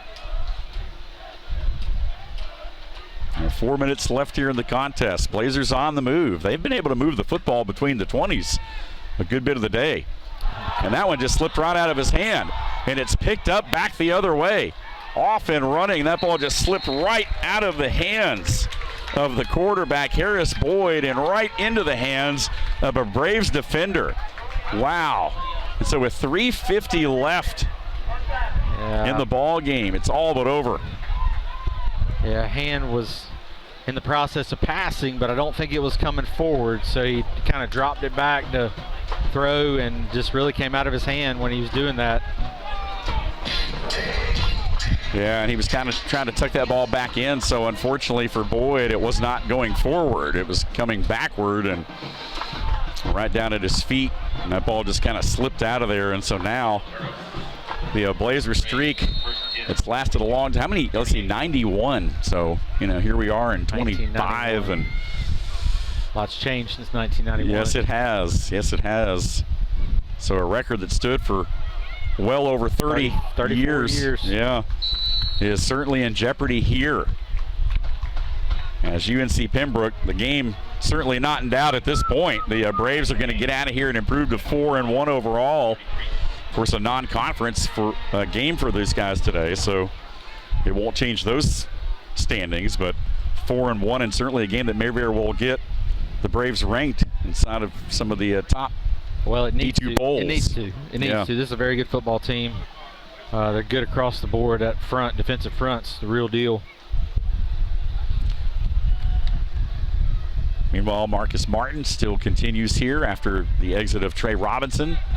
Going to throw a quick slant in and out of the hands, an uncharacteristic drop for Albright that time. He's done a lot of things right here today. Again, Jaquan Albright, the 6 foot, 180-pound redshirt junior out of Winston-Salem, North Carolina, leading the Conference Carolinas in receiving coming into the game today. Certainly did not disappoint. He's been active today in the offense. So it's 3rd down and 4 right here. 3:02 to play in the ball game. And Blazer defense trying to dig in for one more stop here. Trying to at least force a 4th down. Going to set up a little screen right here. And again, trying to throw that ball quickly out in the flat, but it was well covered by the Blazers, so the clock will stop and it will be 4th down. And we'll see what they decide to do right here. Again, Taylor Harris, the kicker, lobbying for a field goal attempt. He's like, hey, I'm 5 for 5, coach, and this is within my range. You got to let me have a shot. It's going to be a 49? 40, no, it might be 50. 49 or 50, no, 50. Yep, going to put it right down on the 40-yard line here. Coach, I can do it, Coach. So out of the hold of Logan Cook. And the timeout going to be called right here. That one would have been a little bit short, I believe. And he definitely has the leg there. I think he heard the whistle and kind of maybe just let up a little bit right there.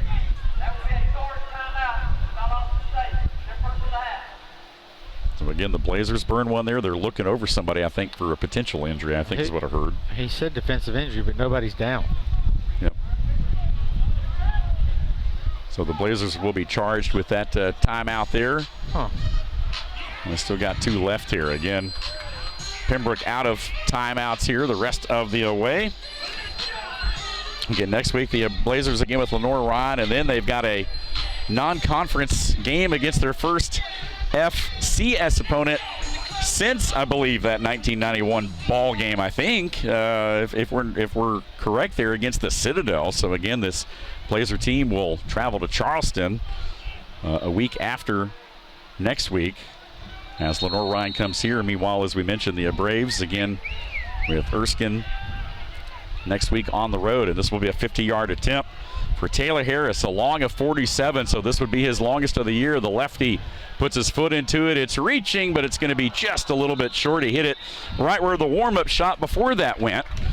Just a little bit to the right there, but a little bit short, and so Harris has his first miss of the season from 50 yards, and again, he was close, man. It just went right under that crossbar, and so the Braves turned away here on what could perhaps be their true final offensive series of the afternoon. Well, Taylor, the Blazers will have probably one more crack at it right here to try to get some points on the board here today. I know we're tired of hearing us talk about it, but at this point, that's all you can really talk about. Been a tough day for that Blazer offense. They've just not been able to get into a rhythm thanks to this smothering UNC Pembroke defense, and this time they'll keep it on the ground up to the 36-yard line. They'd love to put a score on the board right here, and may try to see them take a shot down the field. Again, looking at the personnel again, Jaheim Arnold, the wide receiver, 6'5", 200-pound junior out of Naples, Florida, in the lineup right now, and he's in there along with Shad Robinson. Yep. Robertson is the running back from West Georgia. La Raza in motion across the formation. Pembroke bringing a little bit of pressure, going to swing this one out. There's a man there, and that one knocked away at the last second. Boy, that ball was right on the money, but a little bit of too much air under that one. Yeah, his float. And just really just not comfortable in the pocket is what I've noticed, and he's throwing off his back leg a good bit. And if he was able to set his feet and really throw that one in there, he might have been able to complete that, but because he's floating backwards and having to float it a little bit, he's struggling with the completion there. So 3rd and 7, hard count right here, trying to draw the Braves across. 10 seconds right here on the play clock, 2:11 left on the game clock. Blazers trying to put together one final drive to turn into points here. And this time going to step up, throw a lob ball right there, just a little bit too high. He had a receiver. And again, that was Arnold, who we talked about, the big 6'5" frame, but still threw it just a little bit too tall there. Excuse me, that was KJ Robertson, the tight end, 6'3", 235-pound junior.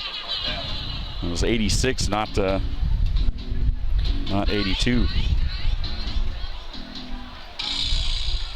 So here we go, 4th down and 7 right here. Perhaps the final chance of the afternoon for this Blazer offense. And a free play upcoming right here. Going to take a shot down the field and just not on the same page there with Ilaraza, who broke off his route and didn't recognize that I guess the Braves maybe had jumped there. But again, the rule is no matter what the route is, when you get that free play like that, the receiver, it's a go route. Yeah, no matter what the play, yeah, you're absolutely right. You got to know as a receiver that you're the one that's got to be on the go route.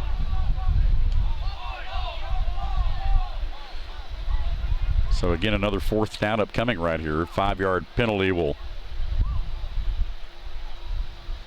push it up to the 40, basically 41. So it'll be 4th down and 2, and we have hit the 2-minute timeout here in the ball game. So we will step aside with them. You're watching Blazer Sports Media on FloCollege. This is a college commercial, but not like those college commercials. These are real students, real professors offering real help, real roommates. That's for real dog. Those are real national champions. Just turn around and hug your brother. That's for real brother. That really happened. These are real students, making their families really, really proud. So, in a world of AI and stock footage, here's something that's all real. Valdosta State University. Get ready. MediaCom is now mobile? Well, not just mobile, but a 5G mobile network with reliability you can count on. Really? Just check out this map. Coast-to-coast coverage, plus hundreds of free extreme hotspots. It's an unbeatable network, and we've got some unbeatable prices too. But I love this phone. Easy. Keep your phone when you switch. And guess what? You'll love it even more. MediaCom Mobile. Learn more today. The Houston Orthopedic and Sports Medicine Clinic has been at the forefront of sports medicine since 1949 and has served Valdosta and the surrounding area for the past 40 years. Treating athletic injuries for all of South Georgia, Houston doctors are team physicians for the Lowndes Vikings, Thomas University, Colquitt County Packers, and Valdosta State University. Call for an appointment to see your sports medicine specialist. Come for the small town feel. Stay for the big adventures. In Valdosta, adventures await around every corner. Every day brings unique experiences and unexpected thrills, creating memories worth staying for. Where small town charm meets big time experiences. Valdosta. Stick around for the memories. Back to action right here again. 1:58 left on the clock as we hit the 2-minute timeout here officially. And now the Blazers with a 4th down and 2. Needing to keep this drive going and keeping their scoring chances alive here, trailing 31-0. Going to swing this ball out right here. It is a completion, trying to cut back to the inside, and the tackle push forward there. Otherwise, he may not have gotten it, but again, up ahead of the 45, and the Blazers indeed do extend the drive. Just an extension of the run play. We talk about it all the time. Throw it in the flats, you're running back. Able to make a guy miss and could go off the races, or you can get the first down, which is what happened there. Yeah, Rashad Robertson, again with the first down reception and run. Going to throw this one a little bit wide of the intended target. The clock will stop with 1:37 here in the ball game. Again, no timeouts left for the Braves. They don't really need them, but the Blazers have 2 if they do need them to try to score and get the ball down there. A chance to do something right here at this point. Kind of playing for pride, and all you can really do is look ahead to next week, which of course we'll do. And obviously it'll be interesting to see how far this UNC Pembroke team can go, because man, they have really showed us a lot here today, and just kind of excited for what the rest of the season holds for Coach Mark Hall and this team. Blazers meanwhile trying to find something. That one tip your hat out of bounds. Yeah, tip your hat to the Braves secondary too. They've been like an umbrella when it comes to covering these Blazer receivers. Done a real good job. You look over the year, think about over the years how many big explosive plays the Blazers offense has had downfield, and I just didn't really see a lot of that today. I mean, they've had a few, but nothing that was, you know, that 50, 60, 70 yard downfield kind of reception play. So with 1:32 left here, Blazers trying to keep it going, 3rd and 10. Fire one inside right here, and it's caught, but only a gain of 3, so 4th and 7 upcoming right here, and that clock continues to roll. Blazers obviously will go for it right here, and a 34-year-old record is on the line basically right now for the Blazers. Again, the last time they were shut out is, again, Taylor said earlier, 1991 against Central Florida, 12-0. And a hard count right there, but again, that in jeopardy right here. And Blazers again have been held scoreless by this UNC Pembroke defense. Clock winding down here, inside a minute left in the ball game. Going to throw one out right here. That is going to be caught. It is going to be a first down, and the Blazers trying to make something happen right here as the clock will stop momentarily. So 2 fourth-down conversions on this drive for the Blazers. They've got 45 seconds left to work with right here. The ball at the 39 of UNC Pembroke. You can see right there again, number 80, Sire Wilson, wanting the ball again. And clock rolling right here. 35 seconds left. Still got a long way to go and a short time to get there. And now you're just going to gear up right here, try to get rid of the football. That one is going to be caught just beyond the first down marker, ball right at the 28-yard line. They'll have to get up to the line quickly right here or burn one of those final 2 timeouts.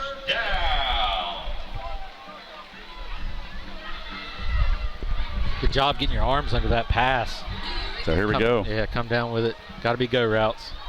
Clock rolling right here. Trips to the near side. Boyd winding up, throwing across the middle right here. That ball dropped, caught, bobbled, stays on his feet.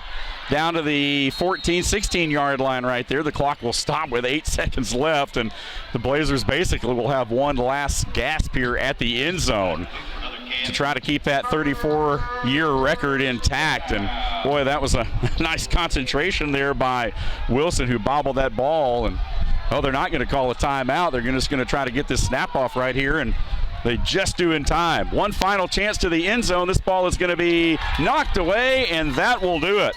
The final seconds tick off the clock, and for the first time in 34 years, the Valdosta State Blazers are held scoreless in a football game. Final score here today, 31-0.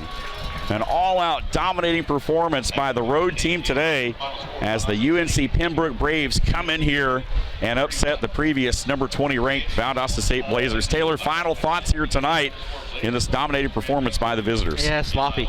I mean, defense did the best they could, I felt like, for two and a half quarters really, and then the Kiss really offense just kept putting them in bad spots. We got to get some things figured out on the front, offensive line, and the kids played hard, the guys played hard up front, just were outmatched by the Braves.